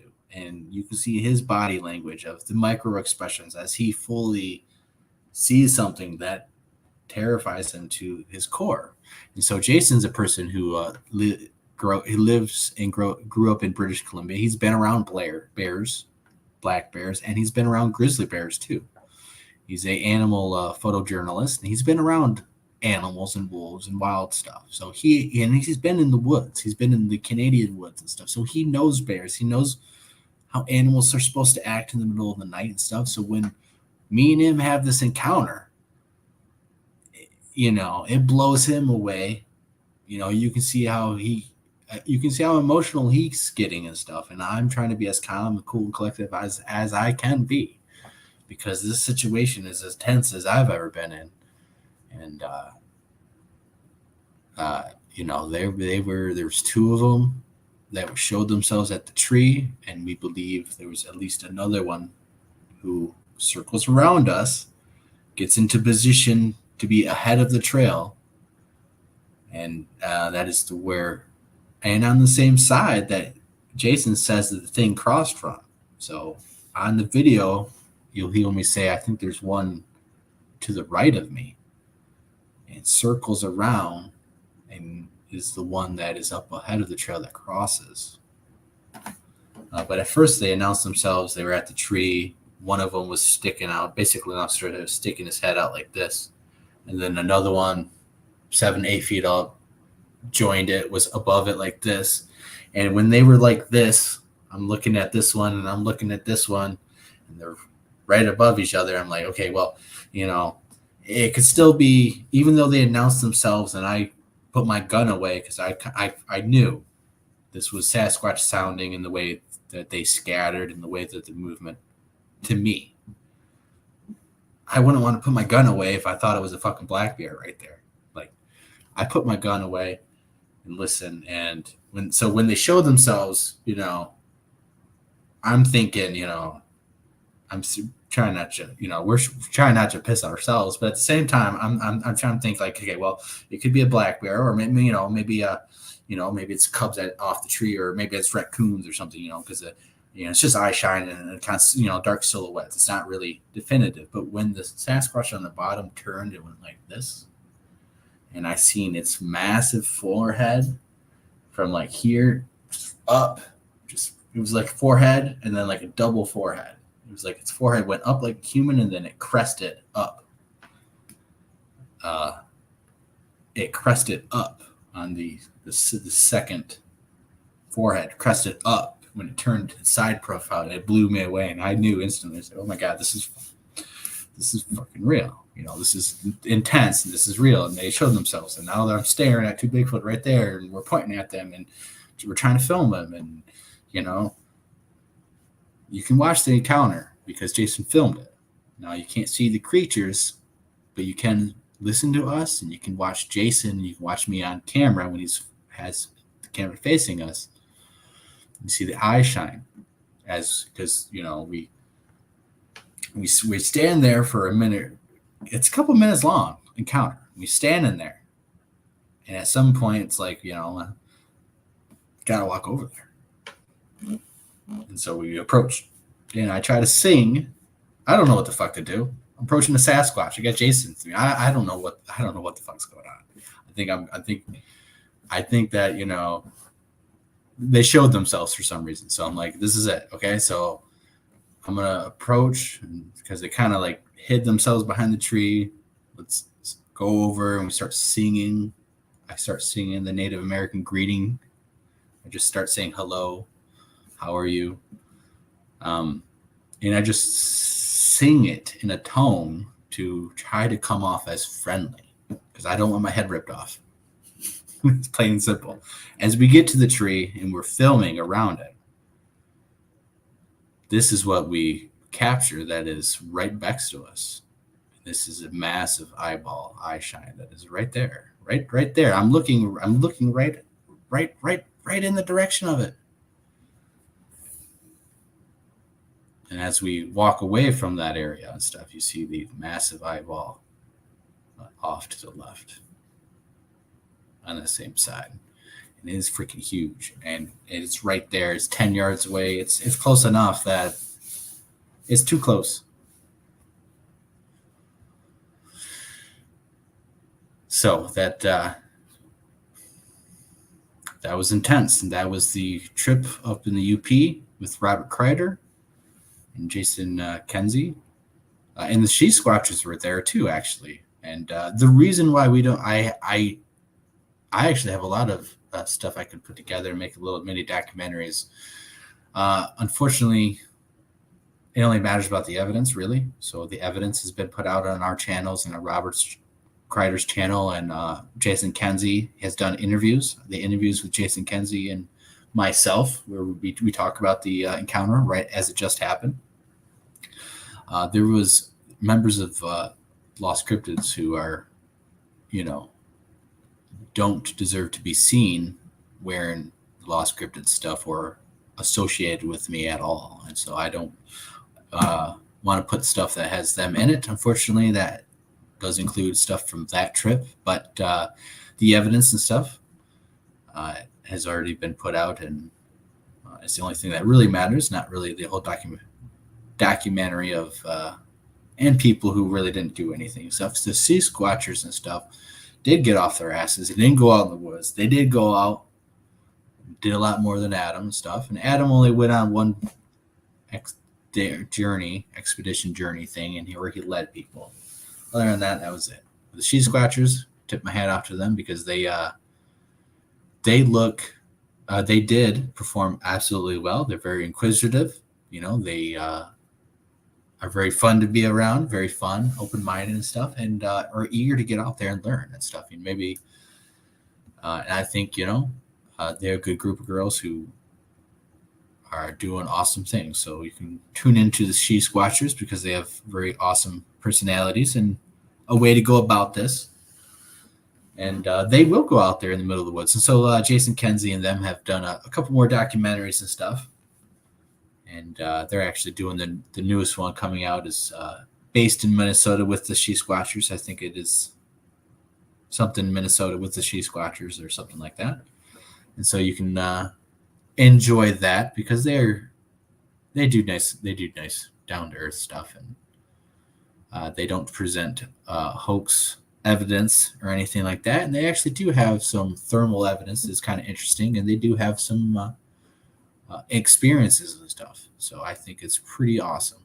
And so we do have to shout out that they were there. Robert was there. Robert Kreider and the She Squatchers are awesome.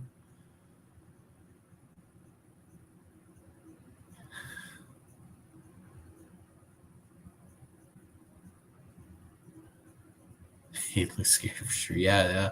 It was pretty scary. It was pretty.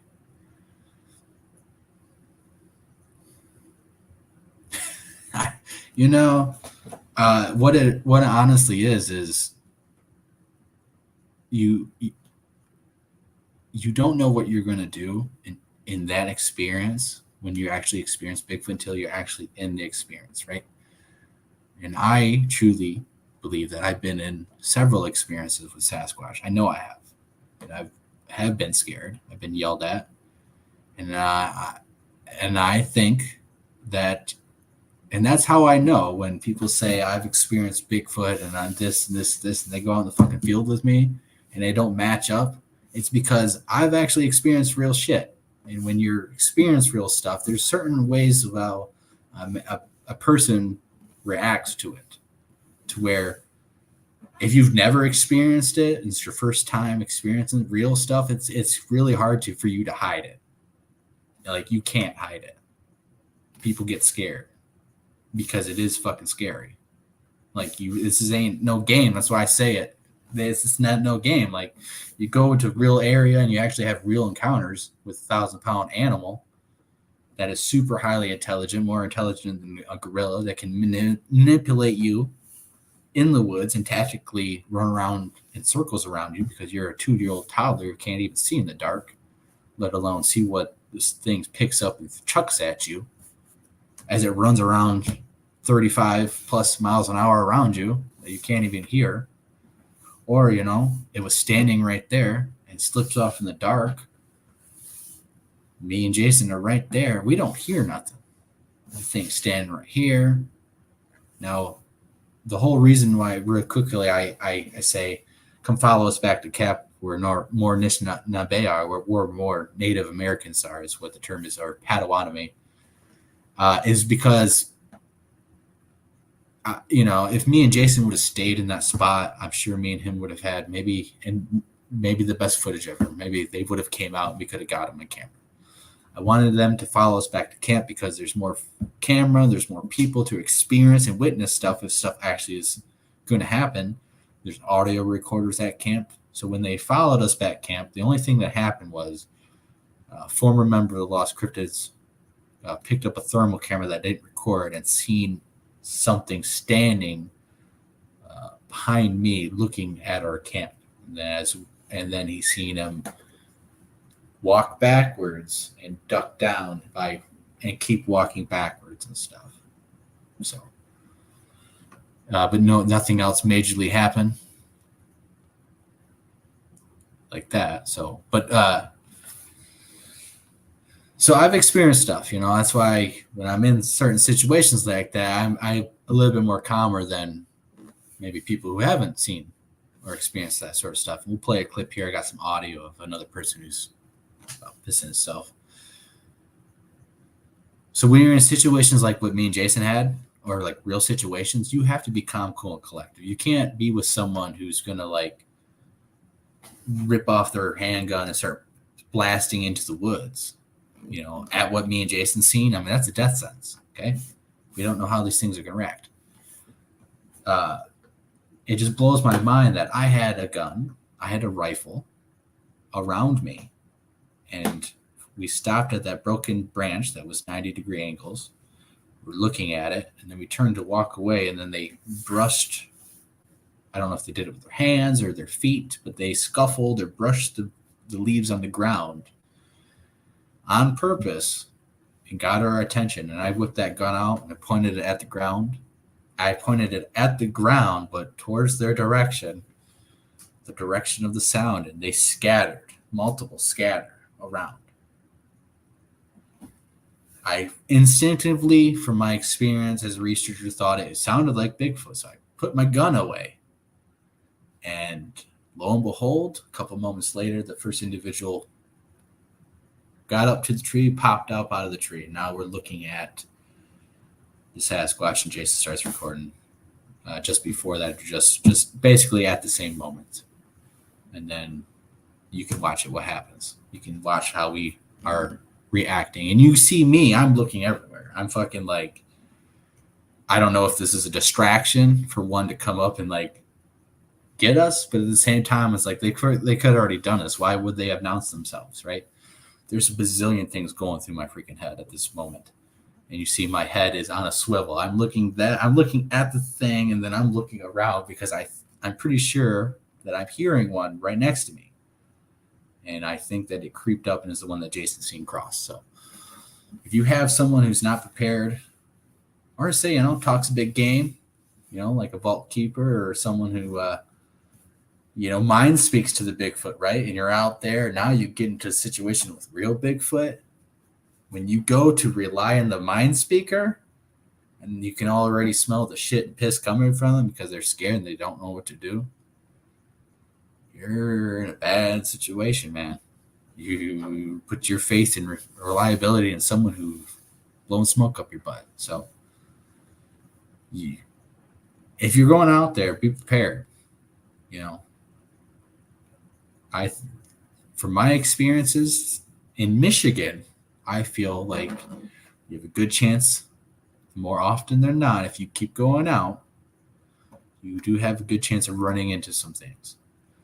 And then generally speaking, that in my experience personally, they're not too violent or aggressive, but will definitely let you know when they're pissed off at you. When I got yelled at by one, he definitely let me know. And it was a line. I shot a gun off at midnight, shooting a possum, coyote hunting, varmint hunting in the middle of the night. It's not illegal. Any Michigan person can do it, if they go about it legally. But when I did it at that particular location that no one's hunted there at nighttime for a long time, I pissed off that individual Sasquatch, and he yelled at me. It sounded like a man, and emotionally, it sounded like a man. I heard it when he yelled at me. I thought it was the neighbor. He was speaking caveman gibberish. And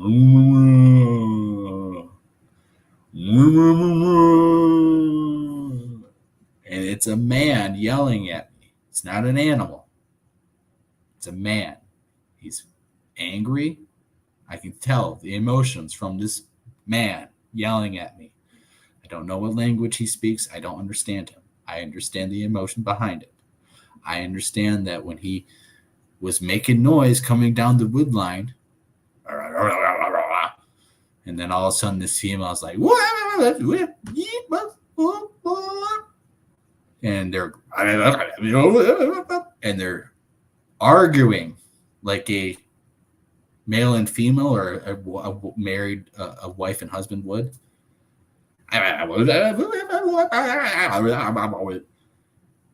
Until they stop and are silent.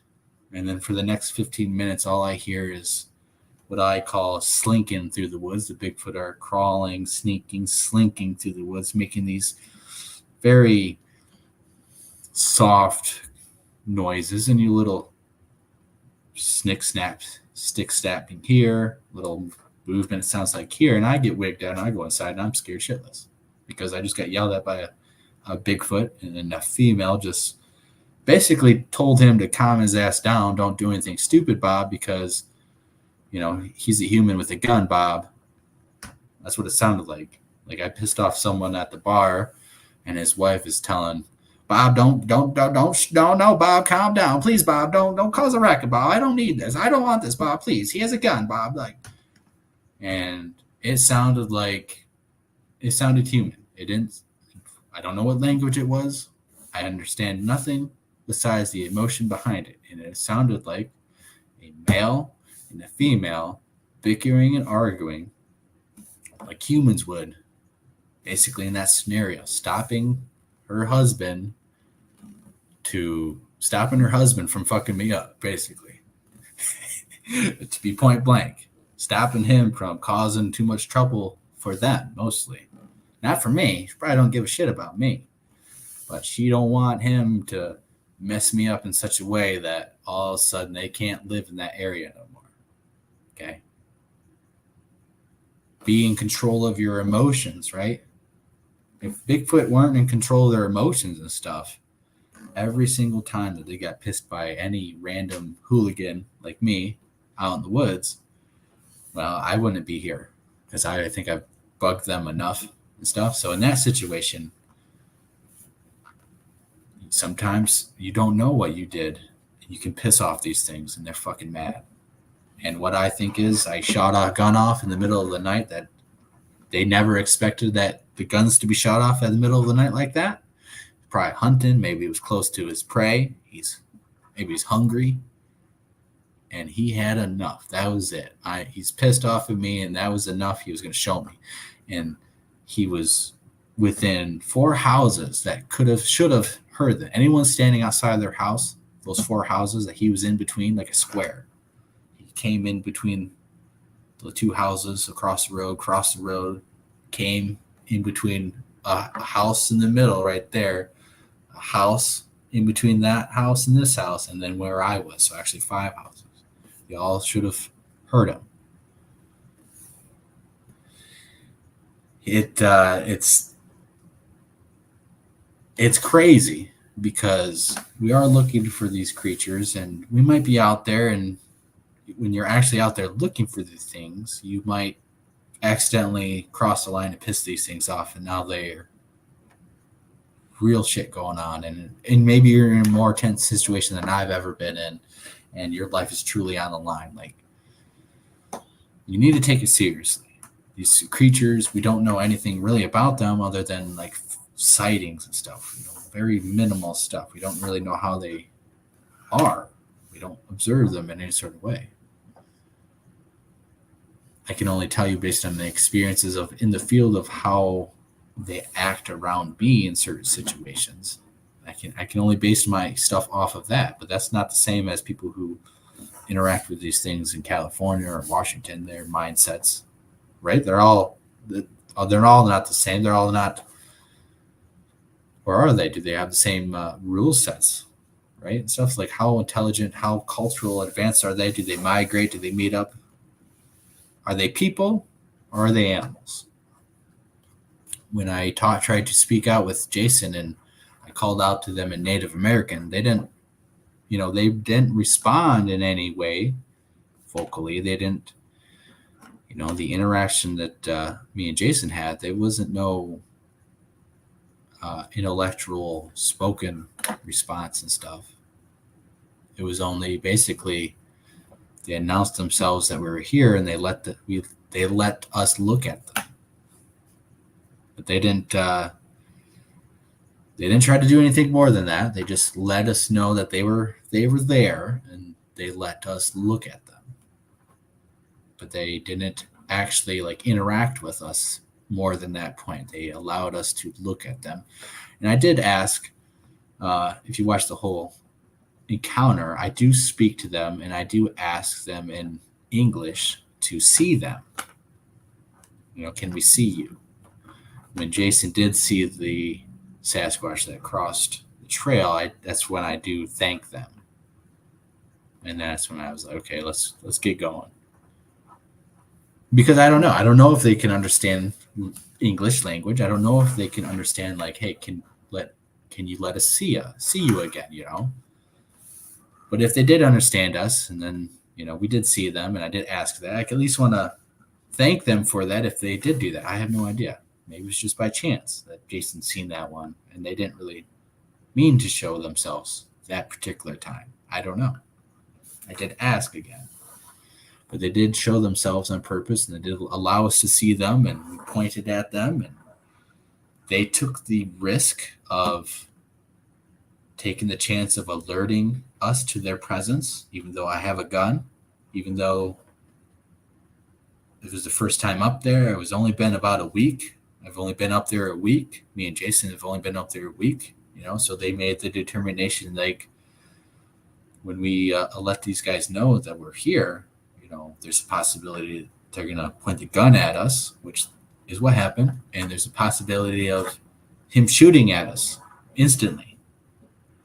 Or there's a possibility that I don't think he's going to do that. And maybe, I don't know. What are they thinking? Maybe he won't shoot at us, and maybe we can. And I didn't shoot at them, and I put my gun away. And then they popped out of the tree, and we acknowledged to them by pointing. I'm saying, can you see that? We see that and stuff like that. But pointing to them to let them know, even though they don't speak the same language as me, that I can see you. I can see you.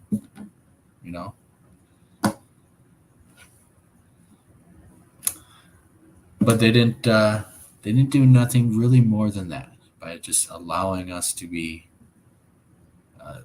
them. And it was such a way where, my headlight died just a couple minutes before that. And now we don't have as a powerful light shining through the woods and stuff. A lot of variables. A lot of variables that happened that maybe played in our favor, or maybe that can't be replicated in the same way. Maybe, I don't know. Jason did a lot of laughs, had a lot of jokes, made a lot of people laugh. I went out there solo a couple times, just by myself with me and my gun, and I don't know. I don't know why they only did that to us. They didn't do it to any other people who, walked the trails or had other stuff. Did have some vocals and stuff at camp with a lot of people, the people who weren't asleep, the people who actually did hear them. So it's just weird stuff like that. And that I know that, these things are intelligent. They can run around you in circles. They can be standing right there and you don't hear them. They can follow you back to camp and you don't hear them. They can be around your camp and walk up to you and be standing 10 yards away from you. No more than 10 yards away from you, and, somehow notice that, this person noticed when someone, so the Sasquatch is standing at our camp, and only when the other person grabs the thermal camera and notices the person does the Sasquatch then take off. So thermal cameras don't project IR. There's nothing emitting for the Sasquatch to see. The only way for a Sasquatch to notice that a human is looking at a Sasquatch with thermal vision is if a person with the thermal camera spots and notices it and then starts looking and acting like he can see you now. All of a sudden, if that person kind of looks like he notices me, all of a sudden that Sasquatch it backed away, walked away backwards, got down and left. So that Sasquatch has to be able to recognize through body language when a person can see them or has noticed them and is kind of like looking at them or kind of trying to look at them. They are intelligent. I don't know if they know our language or not. I don't know if they can speak our language. I don't know how humanoid they are, but they definitely are gorilla level minimum. At minimum, they are, and they have to be more because they're not in zoos. They're not stuffed. They're not people's pets. They're not on film. We're not training them to do anything. So they have to be above that. And it's just fascinating stuff. So, all right. With that, I am basically done with the normal show and stuff. I guess I'll give you guys a little sneak peek. Those of you hardcore watchers who are still listening and been waiting, I'll throw a special sneak peek on some stuff, I guess. Some stuff.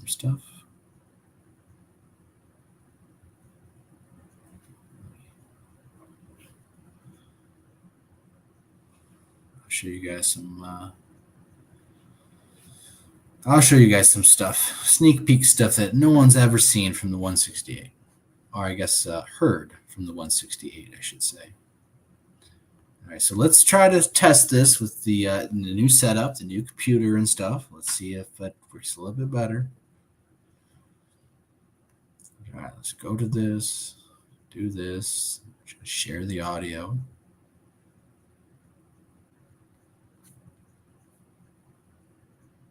Okay, so now I'm going to have to use my phone to go onto YouTube just to make sure it kind of looks like to where it's at. So this is 19 hours or something worth of audio from the, or 20 hours, I guess, whatever, of audio recorded from the 168 expedition. You can see the date and the date stamp up at the top. And there's some interesting stuff that is on here at first glance. I still have to manually look at everything and listen to everything because contrary to what some people like to say, you cannot see everything on the spectrogram. You can see a lot of stuff on it, but there are certain things that are just in the background noise that I personally have found through listening through my headphones. And you need not average cheap headphones. I would say headphones that at least you can pump up the volume on, or at least bass boosting headphones. Gaming headphones are actually really, really good, I think, for in my experience, for audio quality, because you have a lot of deep, in-depth quality and surround sounds that you can seems to be able to pick up a lot more stuff, and you can get some of those for pretty cheap, $10, $20 and stuff. If you want to do audio, you want to listen to actual real audio and actually want to figure out what's what, spend some money, get some headphones that you can actually turn up and maybe adjust the performance and equalization and stuff. And so you can mess around and get the best performance out of your headset. Because if you get a little cheapy little headset and you're trying to figure out what you got on audio, good luck to you, because it's not going to work out for you. You're not going to really find much. You're going to miss a lot of stuff. So as you know, we could scrub through all this, and this is by seconds and stuff. And there is a lot of walking and stuff right here. There is some stuff. Actually, let me pull up my notes. But there are some very interesting stuff that happens. So right here, some humanoid calls and stuff like that. And I need to find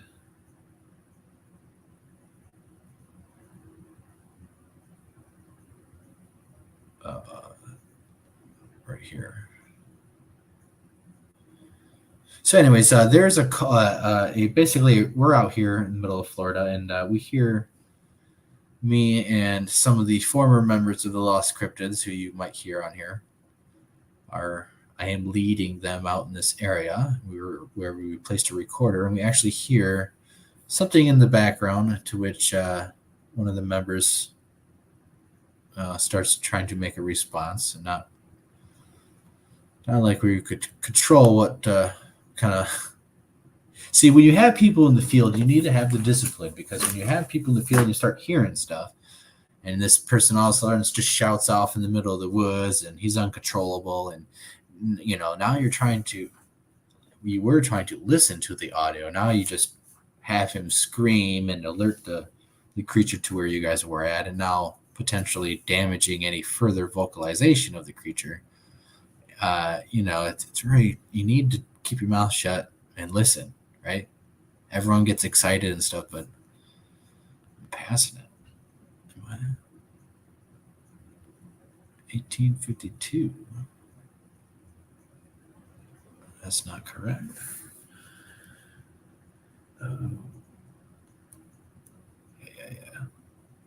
Oh, mind fart for a second. Sorry. All right, let's jump over here for a second. I was reading it wrong.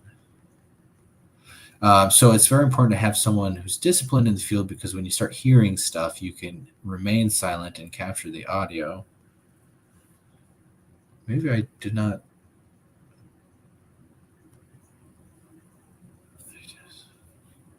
Huh. Says there was something. I wrote something that was right here, but there's nothing right here for us to listen to. Mislabeled that. It's okay. But basically, there was this sound. Then there's a response to it. That was weird. Oh well. Okay. Let's skip that. Let me fly over here. So we have a bunch of sounds right here. These are birds. Interesting noises, though, are these tap sounds.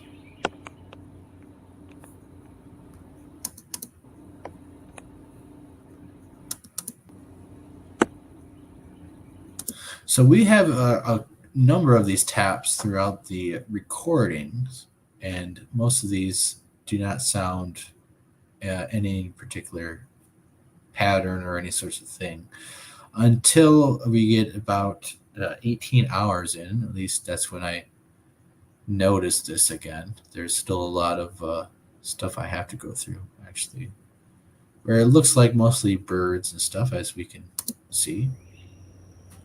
This top layer right here is the bugs that are going off nonstop.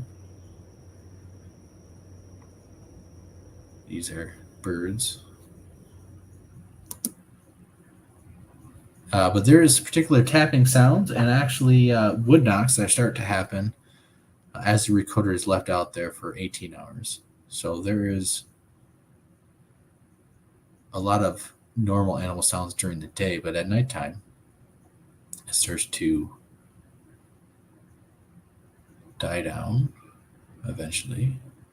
And we start having more of these tapping sounds.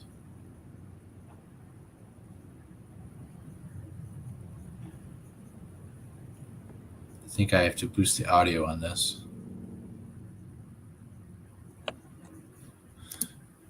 For you guys to hear it, but I'm just showing you the visual examples right now. So there's a lot of tapping. You see that how, for you to investigate to see if this was a wood knock or this is a tap or this is something in the background, you have to physically look and see the tone and what it sounds like. So a lot of these sound like little taps, little maybe bugs dropping on the on leaves next to the recorder and such things, right? Now we do actually have examples of bugs flying next to the recorder, and you can hear the buzzing sound, which you do not hear on any of the taps normally. So there's still a lot of stuff I have to actually go through. And this is one of several audio recordings that was taken from the 168. We're jumping over here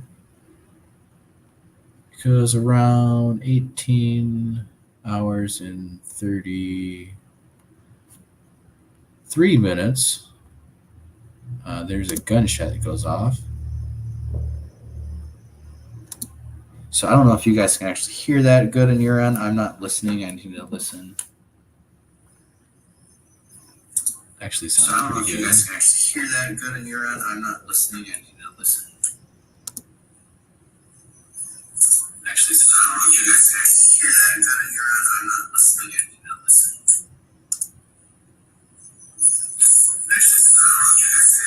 It's like going into the loop, never-ending loop. It sounded like you guys could hear that a little bit. Okay, so that is the gunshot. So as we get further over,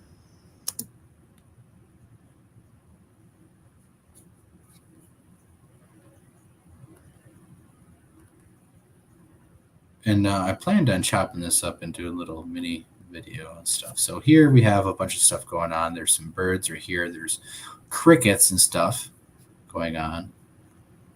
And what was this?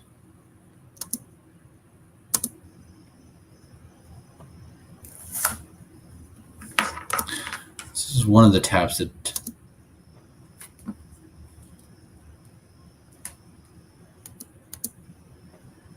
so these taps started sounding like something being swung. And I will actually take you over to the next one.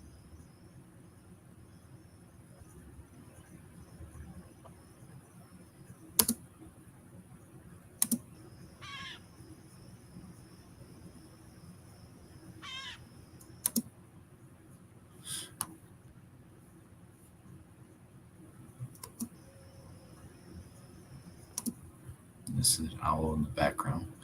Some type of bird, or it could be a small mammal, I guess.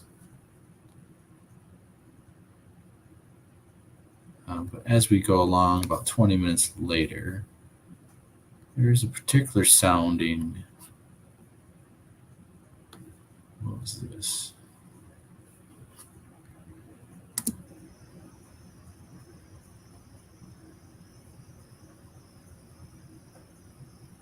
Right here is a deeper sounding thud with the owl call.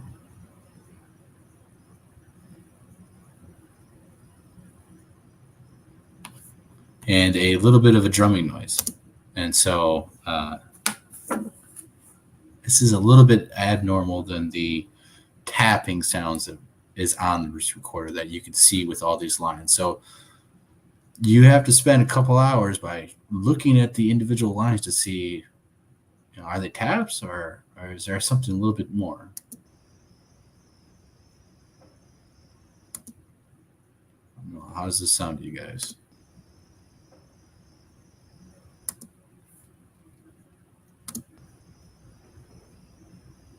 Boom, boom, boom. And so that is not, especially that triplet sound. That triplet sound is definitely not something that is normally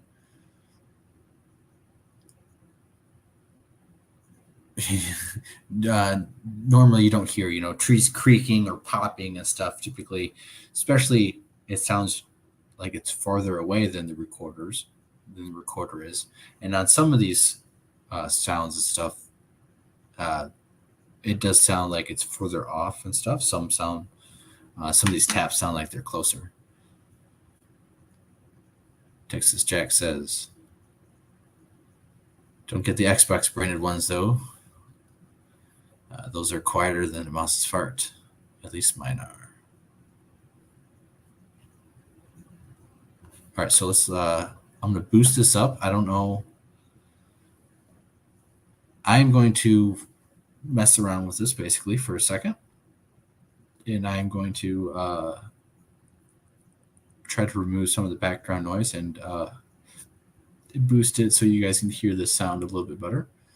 So we're going to go over here to filters. We're going to go to high pass filter, which actually does the low end. So it's that kind of reverse of what do you think it does? And so so you look at where the mark of this is at.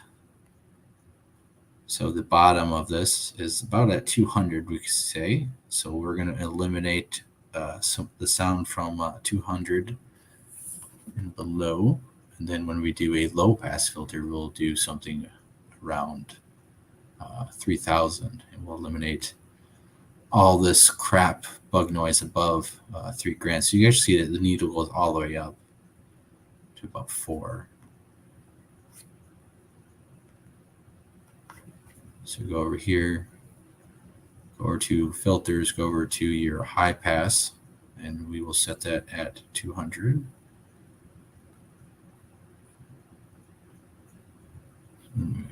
Oops. All right, so I'll show you what it's doing as we repeat the process a couple times. As you can see, the black shadow part is out, now eliminating the bottom end of this noise. So you don't want to do this too much, as you can, as you eliminate more, it is creeping up to the lower end of the sound, where the sound is on the spectrograph. So go over here, go back to filters, go to your low pass filter, which we will say, we'll just do it 4. And it's going by 6 decibels every time we do this. And so we're doing it again, doing it 4 or 5 times. And you see the difference between the quality. So let's test it out.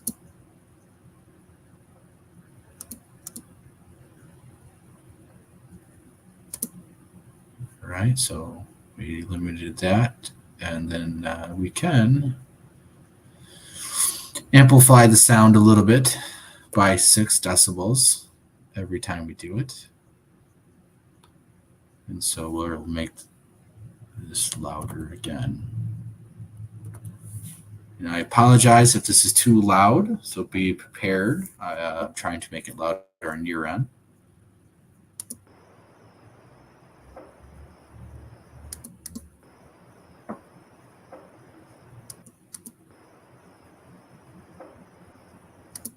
And as you guys can hear, that is a deeper sounding wood knock compared to a tapping sound. And you can tell, I believe, that this is off in the background and stuff. It is buried below the bug range and stuff.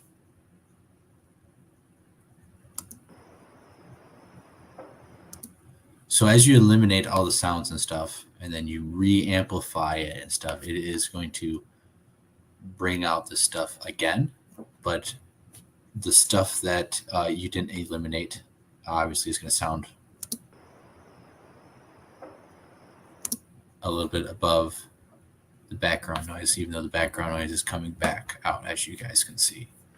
And then we can just undo all that by going to this, doing this, or critical C. And so that is one little wood knock that I found and showed you guys in real time that is right there. So let's listen to it without any enhancement.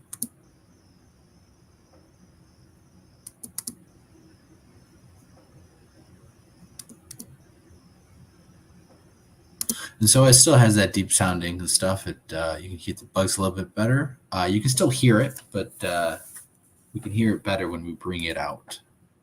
And so this line, just let me split the clip so I know it's right here, even though it's marked. This looks exactly like, let's go right about here. This right here, this line right here. And that is a tap.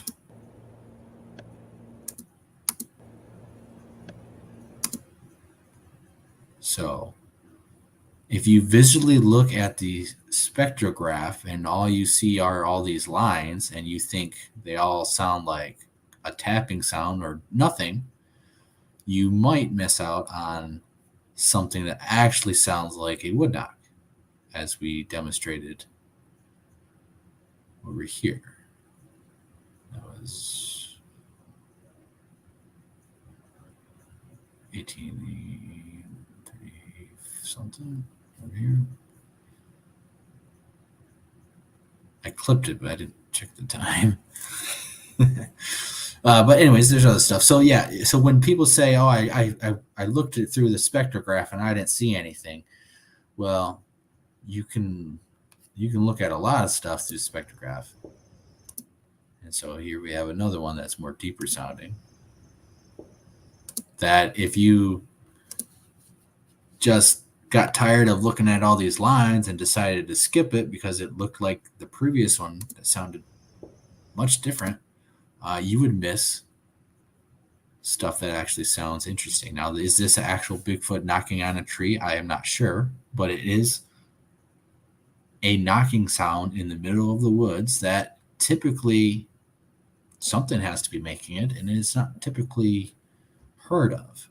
You know, we don't really have thousands and thousands of wood knocks that the museum and scientists typically recognize as a squirrel doing, you know, that are loud like that are deep, that are able to be recorded off of a audio recorder.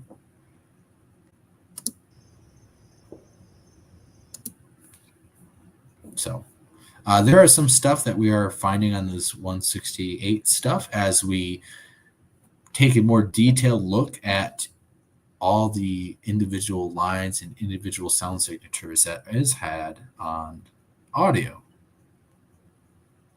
So this is Audacity, and you guys can look it up for free. It's a free program that when you download it and stuff, it's completely free. Now, where the problem comes when you have to upgrade it.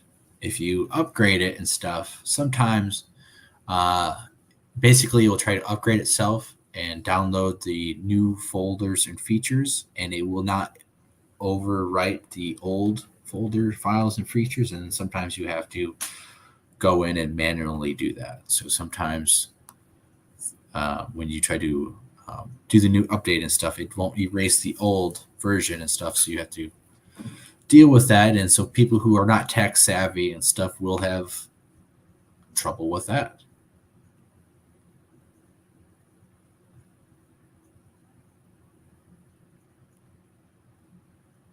I hunt fish daily. I fish traps, hoop net, crabs, spots, etc., and I've heard knocks at all hours of Lake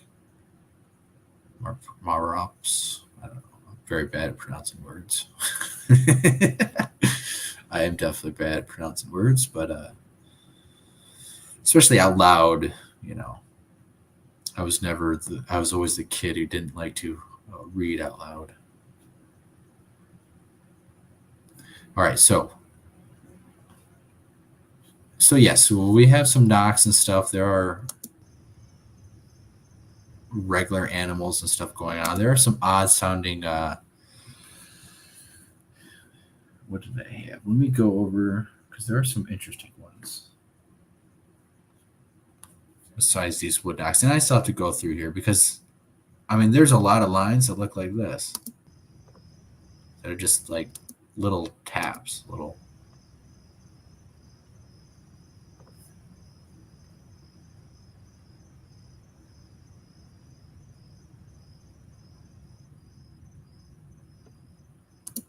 And those tap sounds are much different than the wood knock sounds that are getting pulled out of here and stuff. So that's obviously not the same sound being made. You know, the wind isn't pushing some little tree and making this little sound, and then all of a sudden it's making this big sound when there is no increase of wind pressure. There's no massive increase, as we can do see in some of the sections. Here's an owl right here.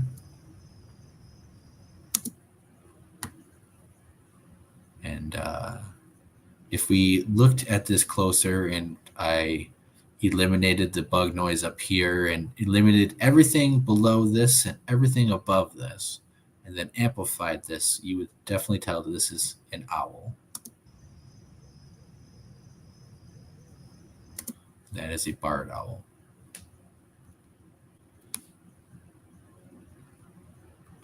I think I labeled this stuff. All right, so this is pretty interesting. This is, to me, this sounds like, how do we describe it?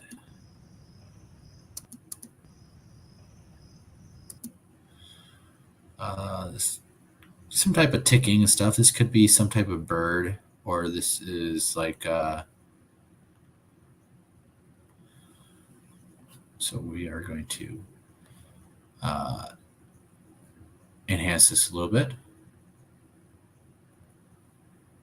So we're going to go, how about the same? So we go over to our filters, we go over to the low pass filter, which will eliminate, even though it says low pass, it's going to be everything and above. So we want our level at 4 grand and above. You see the sound, whatever sound you're trying to get, you want to eliminate all the sound above it. You would do the low pass. You want to look at where it's at and judge it where it's at on the scale. And you want to go a little bit above that so it has some room. So we'll apply that. That will eliminate all of this stuff as we keep doing it. Oh, messed up.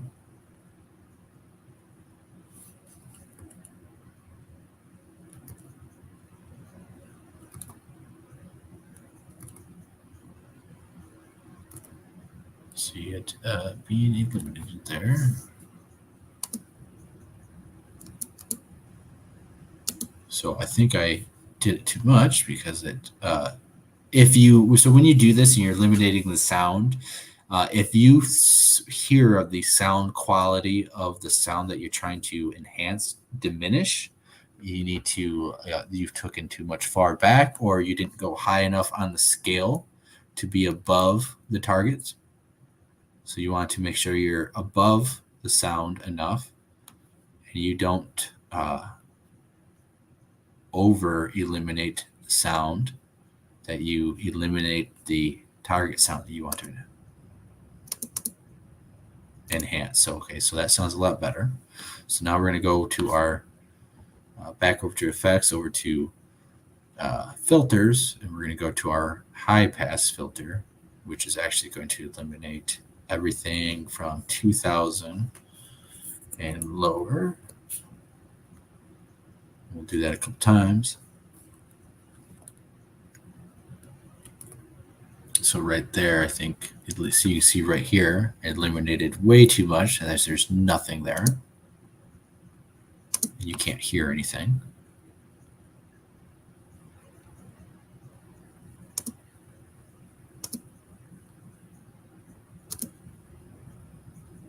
All right, so that's about all we can do. So now I could go all the way back and then scoot this back down further. So instead of 2,000, I could go down to 1,000 and eliminate everything from 1,000 and below.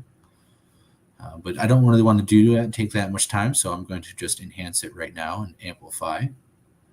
And always make this, I personally go by 6 decibels.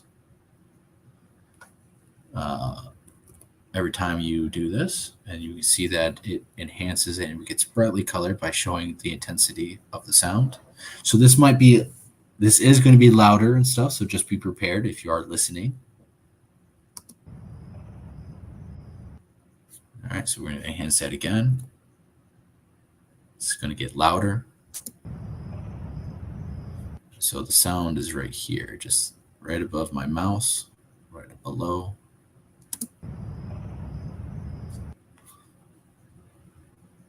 And this kind of sounds like could even be like a water crane. Actually, is what actually just popped in my head. Where it kind of sounds like, honestly, it honestly sounds like the sound of a water crane.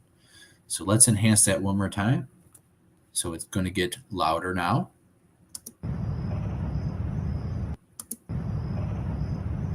And we are listening to that rattling sound. Or it kind of sounds like a water crane sound, actually. And that might be what it is. Check the comments.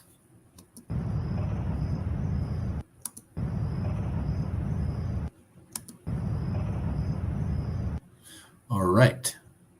So that is the sound when we start enhancing it. And you don't want to over enhance it, because if it sounds like the sound is degrading in any sort of form where it sounds different, you're doing too much. Maybe you eliminated something too close, or you're amplifying it.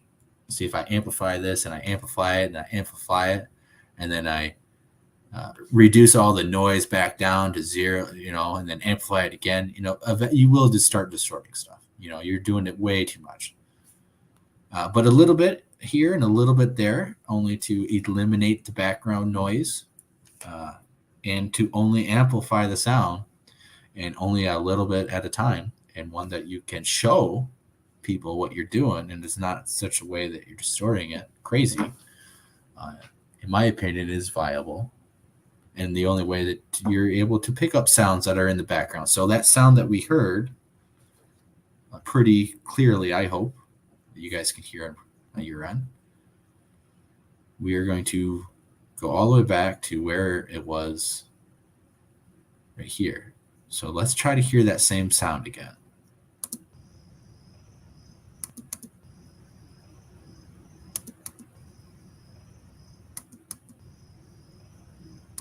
So that might be harder for some of you guys to hear. I think if you guys have good headphones and stuff, you guys can pick it up still.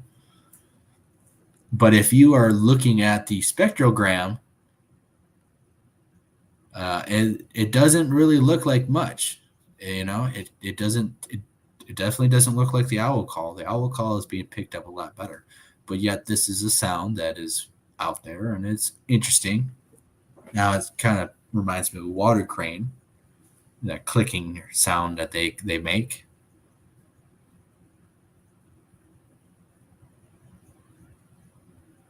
And that's why you have to physically listen to. I mean, maybe not all 18 hours with, but if you want to be 100% positive that you went through everything, you are going to have to listen to everything. So, that looked like this. Well, okay, could this be something? I don't know. You got to listen to it. And it sounds like taps and rustling. It doesn't really sound like much. So when people say, oh, I have a bunch of audio, and they don't really go through it, it's because it is a daunting task, and maybe they really don't know how to go about it and do it. And plus you have to categorize it. And so if I mess up and I mess up this file, and all of a sudden all these lines get eliminated, so all these findings, if I didn't write them down in my notebook, which a lot of these are not written down in my notebook right now, if I lose this and stuff, I would have to go back and search and look at all this stuff all over again to find this, to find stuff that is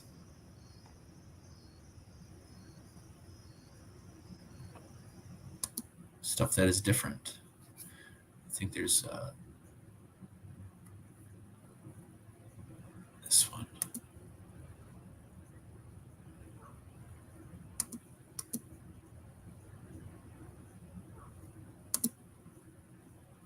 So I think that was actually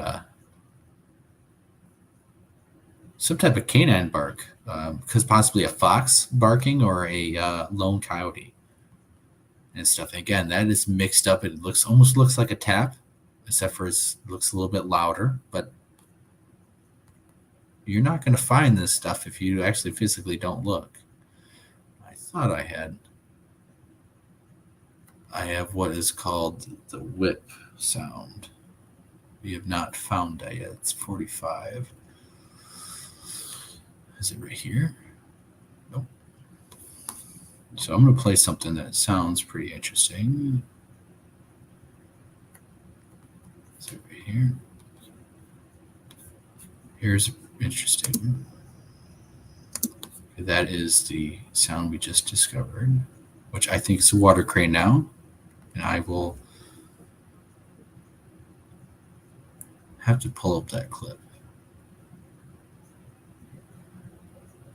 Where is this at?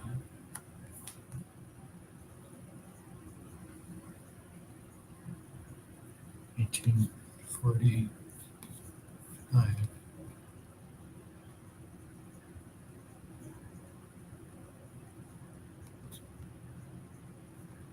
Yeah, I don't know. I guess maybe I didn't label it.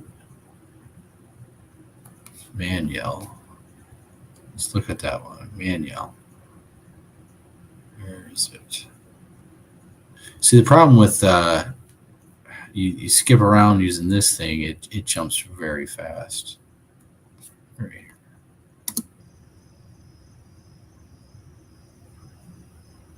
You guys hear anything? So this one's very hard to hear. You guys, almost impossible, I'm sure.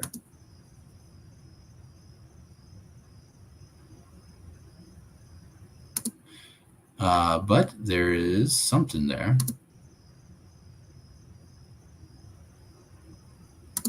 And it is possibly a wood knock with yelling. So we're going to actually dive into that.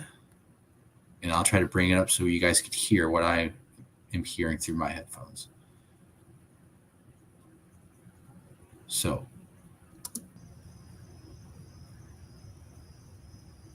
All right, so we're going to go right here. 1,000, and we'll go. I think it was 350.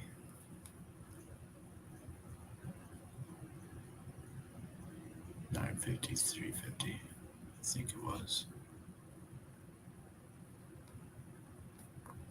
So let's do that really quick. Hopefully you guys are able to hear this audio and stuff. I would assume so. You guys aren't making the comments like you guys can't. But anyways, this is what I've been working on today. Then actually some audio of my. I recently went out a couple times, and my audio from not the last time I went out, but the second to last time I went out, we actually have some very interesting. Some interesting calls, some very interesting, not normal coyote calls that you do hear out there if you go out there enough. All right, so let me do this before I get distracted. We go to filters. We go to our high pass filter, which does anything below we want. So we want, and that looks like about, just do 300. So we'll do 300, so it will eliminate all the sound from 300 and below. You see it doing its thing right there. It's tested.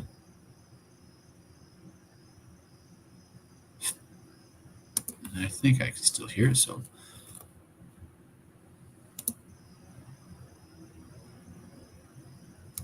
All right, so now we're going to eliminate everything from 1,000 and above. And then we're going to amplify it so you guys can hopefully hear it better. Now, this one is in the back foreground. So this one is harder and will take more manipulation to actually bring it out. I don't now. So this is a free software. I don't pay for anything. There are paid programs, I'm sure, could do a lot more. And people who actually have degrees in this sort of stuff that can work magic compared to what I can do and stuff. So this is not like, there are definitely better people out there who could definitely do a lot more than I can, and definitely could take my evidence and do a lot more. So I think we said 1,000. So do that. Do our low pass filter. You see it eliminated a lot of stuff there. We'll do it one more time. All right, so I think that did too much. Yep. Maybe even too much. Oh.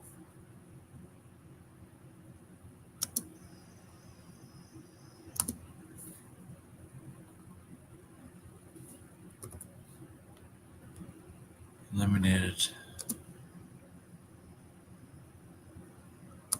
All right, so let's try to amplify that, or I didn't go and spread it out far enough.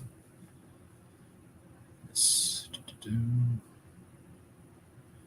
go over here to amplification. We don't want to go too crazy, so we only go 6 decibels amplification per time we do this. So we're going to do this I did it once, so now we're going to do it twice. Now we're going to do it 3 times. And we are beginning to hear the knock that's in the background. That was almost unhearable unless you have good headphones. So right there, we can hear the knock a little bit better.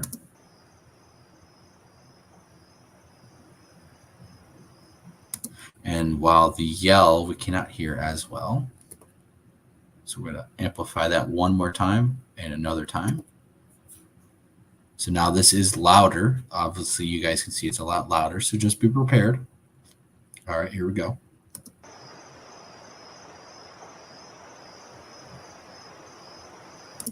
All right, so we can definitely hear that noise, but after the knock, you hear a sound that goes, "Hurr." It sounds, "Hurr." It sounds, it's hard. It's in there. It's hard to hear, but I think some of you guys with good headphones are going to be able to hear this. I hope, anyways.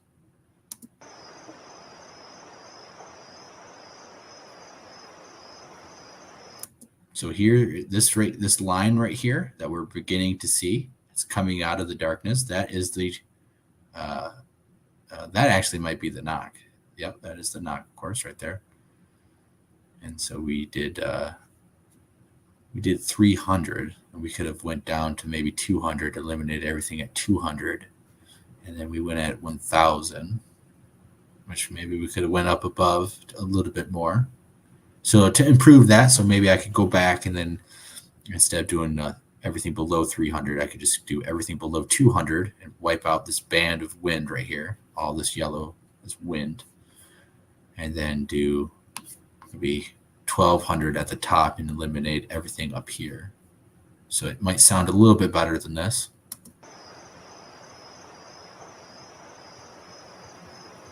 But you definitely hear the knock. And I'm going to amplify it one more time.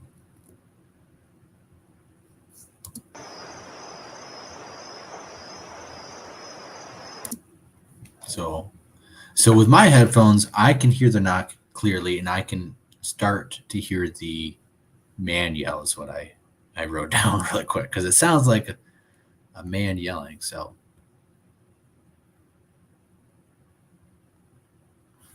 hopefully you guys are hearing that. Oh, good. I'm not going to know how the audio turned out until I listen to it.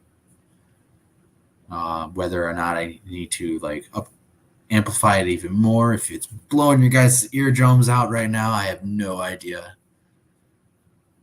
But this is some of the stuff that is interesting. So I'm going to amplify it one more time. And I'm going to play it. So be careful. It might blow your eardrums out.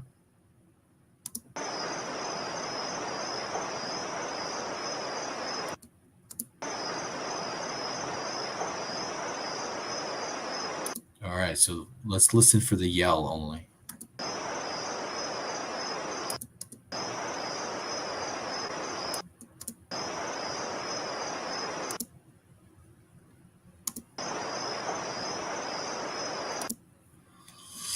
So I don't know. I might have to take this to someone else who has a little bit more professional stuff. But you can see the line right there is the knock that is in the background that was almost distinguishable from the background noise.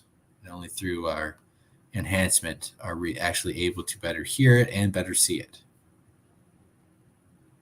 And so if we didn't check everything manually and spend hours and hours doing so, we would potentially miss those things. And you would miss those things if you do not have a good enough headphone. So I think time is it 3 hours instead. Okay, so we're probably gonna start shutting this down right now and stuff, because it's a 3 hour mark. But hopefully you guys got a little taste and a little inspiration and a new tool for you guys to use in your audio work. I do recommend getting good headphones, ones that you can adjust the volume on, one that have a good deep bass sounding, and like I said, gaming headphones are better actual good because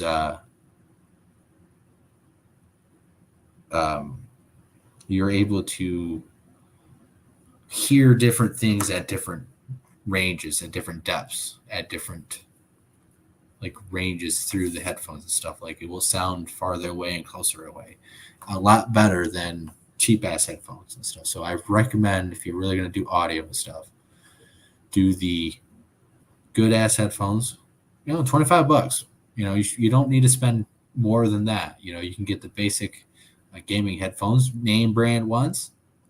I got some name brand ones right now, some Turtle Beach.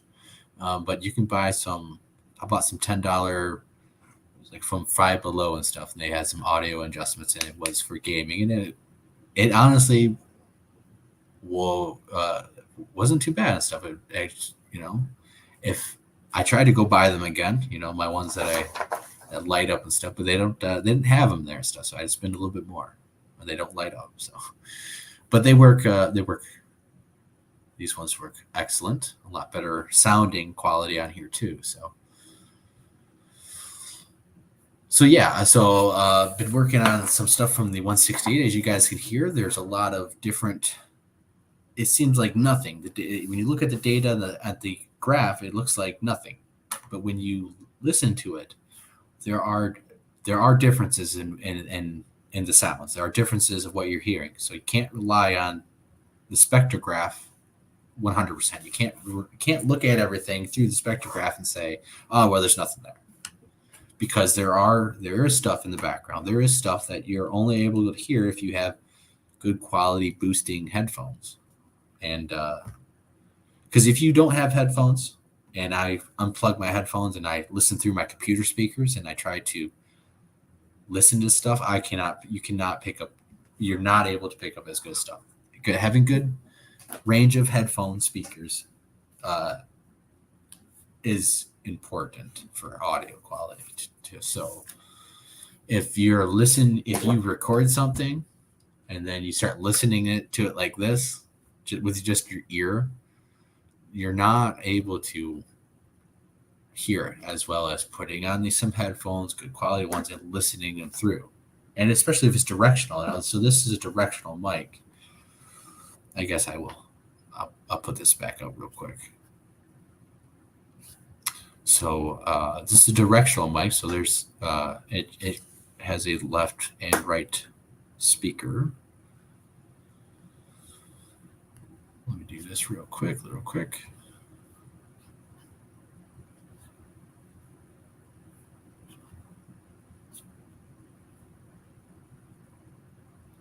All right, so this actually, I just did this so it's easier to see, but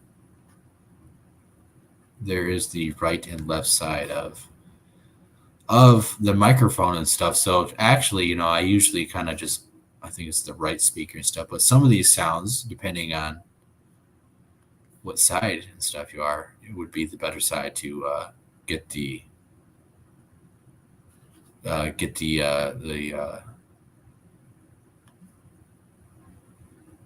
stuff to be pulled off from. So this Audacity is pretty good. Like I said, the only problem is when you try to upgrade it doesn't delete itself. So you have to do that manually. But you can go over here to the spectrogram settings. And so you have all the way over here, up top, go to spectrogram. This is how you click on it, or you go to waveform, which you can see just waves.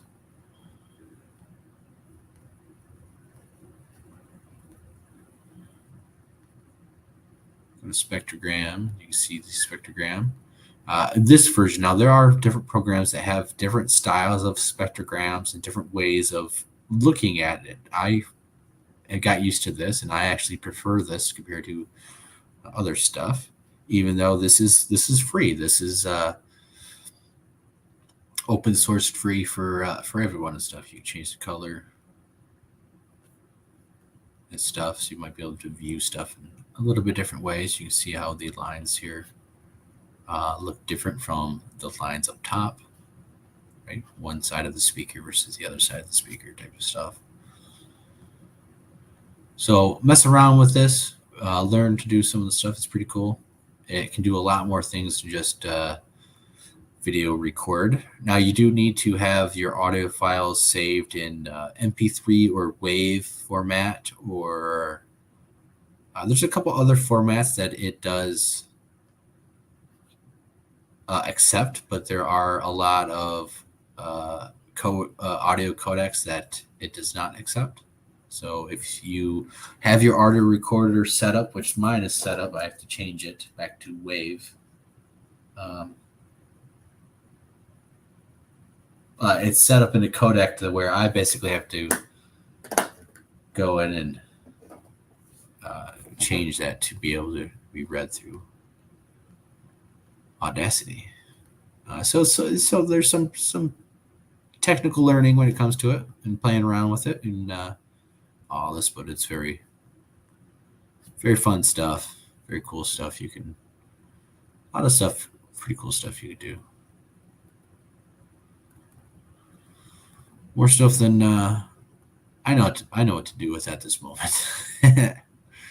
So, anyways, hope you guys liked this. Hope you guys thought this was insightful and informative, and a little sneak peek of stuff that we're working on with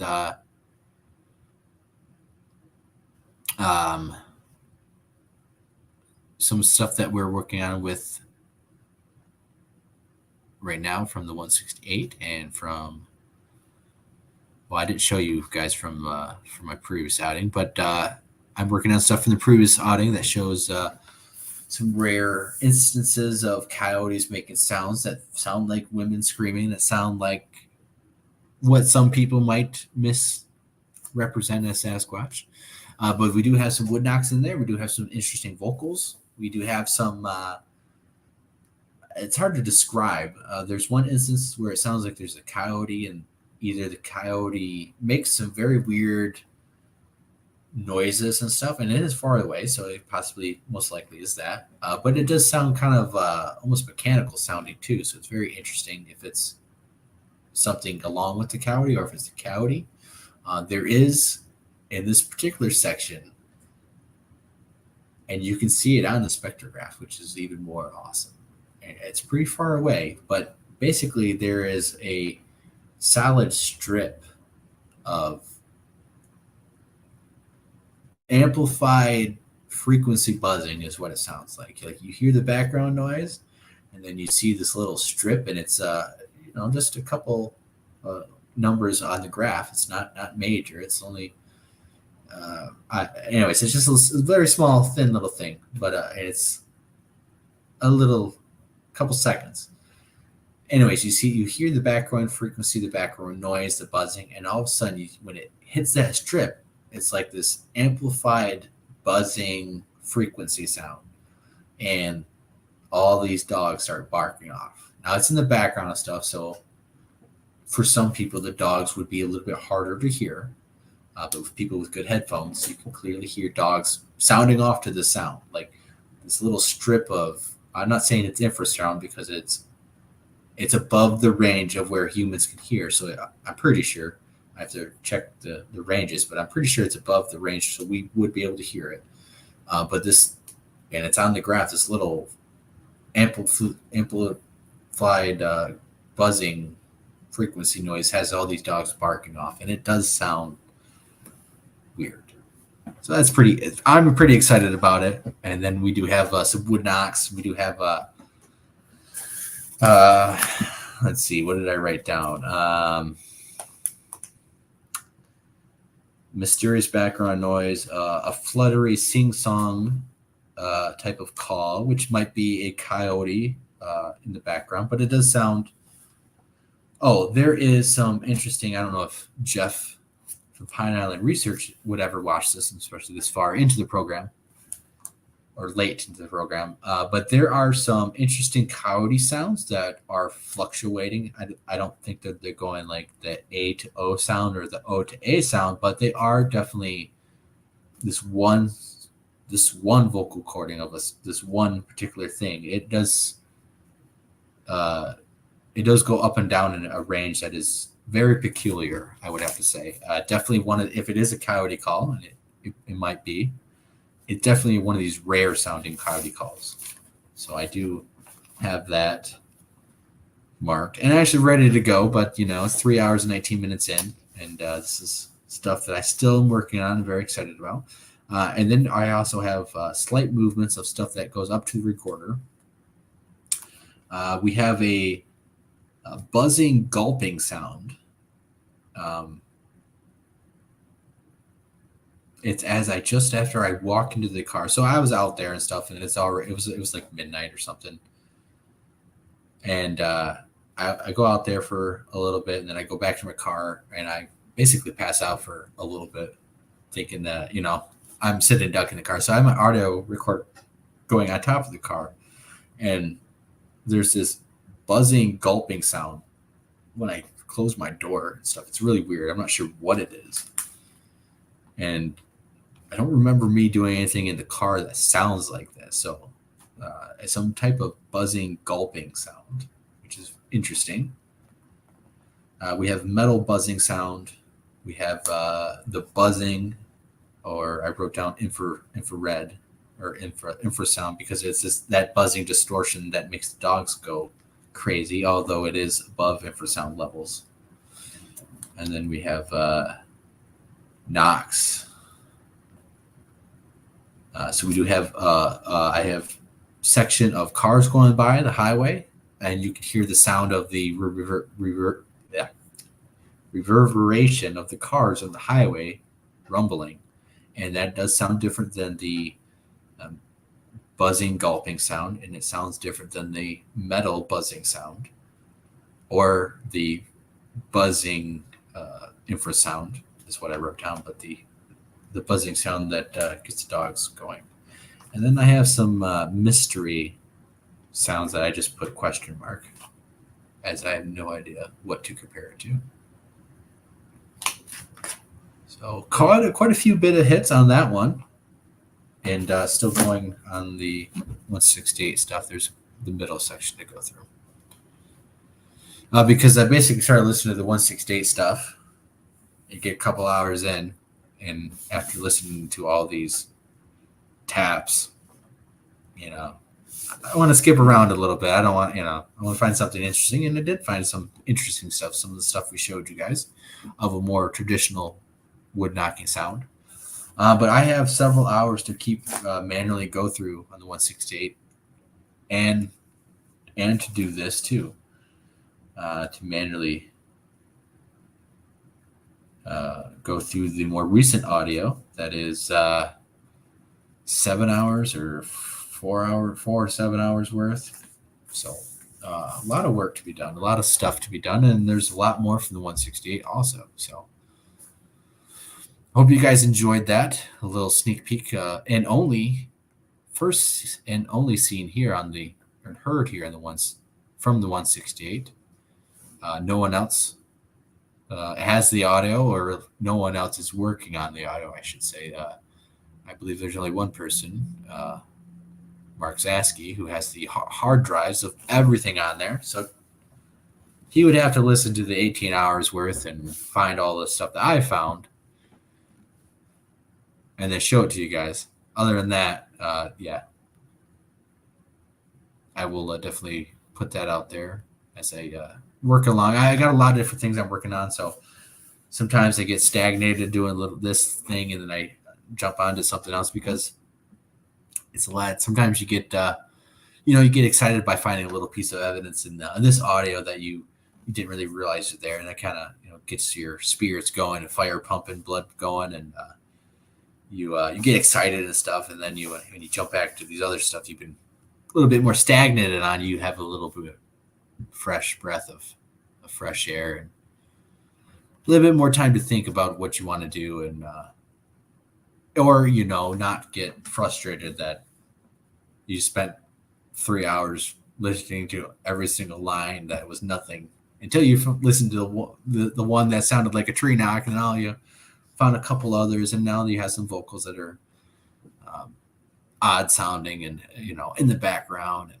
now you have some stuff that picks up, and we do have a couple more on the 168 that I didn't show you. We have around 19 hours, something possibly being thrown because it sounds like it smacks a tree and then you hear it fall on the ground. And a couple other sounds that are close up, along with lots and lots of examples of birds and normal sounding creatures. But also I have in there is a buzzing sound of, I would assume it was a big fly or pretty big bugs. You can hear them buzzing up to the recorder. So some of these knocks and these taps and stuff, they're not bugs flying around and stuff because you don't hear the buzzing sound. So if anyone has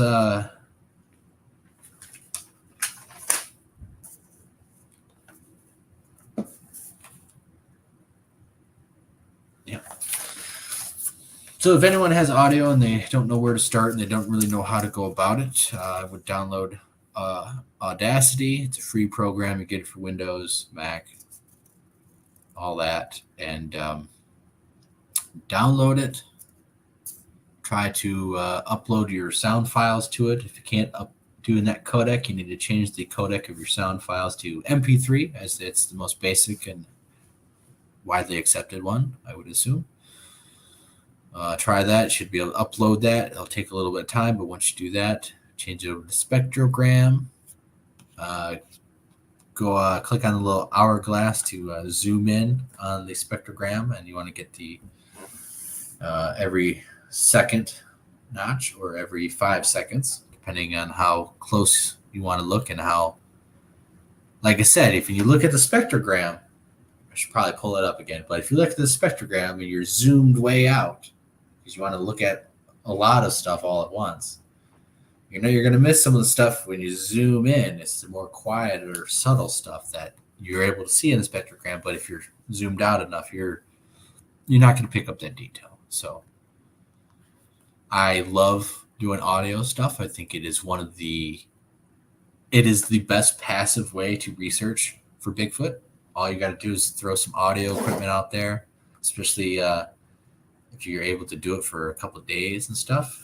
A little harder for me to do it right now this season, to do it consistently, but I got a couple more new audio files, and I think it's the best passive way to get evidence of Bigfoot. And it's non-invasive and stuff too, because you're not like going out there and disturbing them and stuff. You can just go out there, or even at the parking lot and stuff, and just put the audio out and come back, or sit out there in your car and try to see. You don't even have to go in the woods. Just go sit in your car. That's what I did. I was out in the woods and I came back and slept in my car for a couple hours and drove home both times. But I had the audio recorder on top of the car because in some of these places, Bigfoot look into your car, go up to your car, or mess with your car. And it's like, well, I might as well try to bait them. I already made a bunch of noise and ruckus, and let's go back to the car and try to get them on audio and stuff. So I think what happened is I had my old computer and my more recent audio files from the summer are on there, and they have some premium stuff, but I'm not able to get them, and I'm a little frustrated about that because there's some epic stuff, that like a stick being whipped and just stuff that was blowing my mind. But I'm sure I hope that I will be able to access them soon. But I think it's definitely one of the more probably easier ways to get stuff, because it's minimal effort, and it seemed like in that certain situation, I was going out there pretty consistently, and it was starting to ramp up, and the stick, it sounded like a stick being picked up and whooshed, whooshed. That whooshing sound, I caught that. I was so happy excited to show you guys, and I'm sure it will be there when I'm able to get to it and stuff. But it really seems like, if you're out there in a good area and you're researching, they might know who you are, and they recognize you leaving that equipment out there, that they're going to mess with the equipment. You might have a better chance of habituating them to come closer to your audio recorders and capturing that way than any way else. You know, they might get used to your audio recorders and mess with it or make sounds or be more vocal and bold about it. So I really think that's one of the best approaches you can do. We do have team member Tyler, who has his long-term duration audio recorders out there, who last few times has been sitting out there, everything's good to go, but when he gets it back, his files are corrupted or it just flat out didn't record. And he's tested it at home and took it back out of the field, and the same thing. So only in this certain spot though. So it's very, very, very weird. So they'll be, him and James will be doing something around here pretty soon, and we'll hopefully see what kind of results he gets. Either his audio stuff will function flawlessly, or there will be some weird, mysterious corruption of his brand new expensive equipment that is just weird. So hopefully we'll get an update from them here pretty soon, in a couple weeks. All right, guys. For those hardcore members who sat in all 3 hours and 31 minutes, I appreciate you guys fully. Here at the Lost Cryptids Conservatory, you know, the way I like to go about things is just, you know, sometimes by the seat of my pants. You know, I hold integrity at a very high standard here. I don't want to be like other channels who don't have any integrity, who don't have a standard, who aren't really in it for evidence, to real evidence. We're not really real researchers. You know, that's why sometimes I ruffle a lot of feathers. I don't do things by how other people are doing it. I don't, even though I could have a lot of guests on here, I could probably make some documentaries that is more storytelling than anything. I'm not like that. I don't want to be like that. You know, that's why you don't see any donation things up here. We have some stuff you could possibly dive into and find and merchandise and all that if you look far enough and hard enough. But we don't advertise that sort of stuff because I personally am not about trying to make money off this subject, make money off you guys, more importantly. And if I was given donations of, you know, like the amounts of money that other people were getting to get equipment and stuff, I would have a responsibility to go out there and get stuff done, even more so. And I just detest the people who get all that money and waste it, and now they don't have nothing to show for it. And it's just like, you know, I had a fraction of the money and the equipment that you guys have had and wasted and thrown away. Like, I personally feel like I have the best evidence ever. And we've had some of the good equipment, and we've had drama and stuff. The Bigfoot community is full of it. It's just sad. So, but that's why I don't actively seek donations and stuff. I mean, I'm not saying no to donations, but I'm not actively pushing it down your throats every single episode, every single time. So if you wanted to donate, it's not easy. You're going to have to do the hard work and find the way to do so, or find a way to do so. If you want to find merchandise from us, you might have to look hard enough. You could probably find some. If you go back a lot of streams ago, it might be in the description of one of them. But I haven't posted any links to that stuff in a long time because we're not really about the money. We have another conference here, either at the end of the summer or maybe fall. We'll be doing the Michigan Bigfoot and Dogman Conference, the second annual one. And so I'll be pushing people. I will push that so people can buy tickets and actually come to an event to be educated, informed by the speakers, whether you agree with them or not, and to also have a potential to go out in the field with us after the conference in the real deal area to get real deal experiences and encounters and evidence. So I'm more interested in going out in the field and finding stuff and spreading the awareness than robbing people of money so you can, buy a new boat or whatever the heck. I don't know if that was Patterson. I think one of them bought a boat or a new truck with Dyer and stuff like that. So if any responsible researcher who gets money should invest it into the research and show it and show how it should be done. There's a lot of talk out there. There's not a lot of action. So, all right, but I've ranted and raved enough.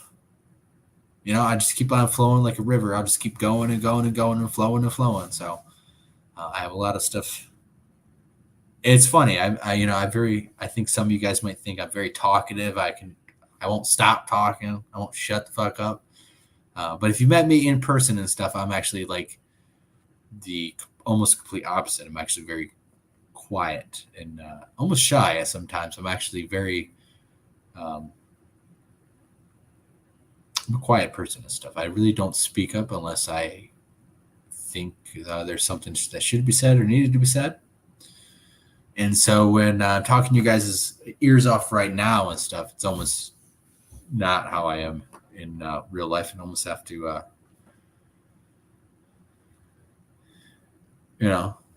I would say I definitely have stage fright, but I can't have stage fright if I want to do a podcast. So I think that's just how it is. I just got to do it. So.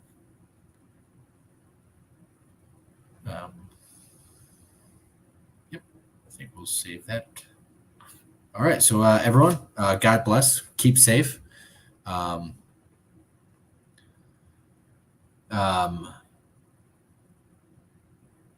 Yeah, be grateful for everything you have. Tell your loved ones that you love them. Show them. Show them the true meaning of Christmas and how you're supposed to be grateful for everything, and then include. You should include Christ into that. If that's religion or not, I think you should do that and stuff. You need to. We could get into this conspiracy about Christmas, but you should teach your family and friends and everyone around you that Christmas is not about gifts and holidays and Christmas lights and Santa Claus and a tree, but it's actually about the birth of Christ and being thankful for that. Because whether or not you believe in Christianity and Christ and all that and stuff like that, Santa Claus and the tree and all the pagan stuff there's a lot of pagan history behind Santa Claus, the Christmas tree, the red and white and green colors of all the stuff. So that's a deep dive for a whole another show that could take 3 hours long. I'm sure Duke could talk to you about that. And but anyways, God bless everyone, and hope everyone has a safe week and stuff.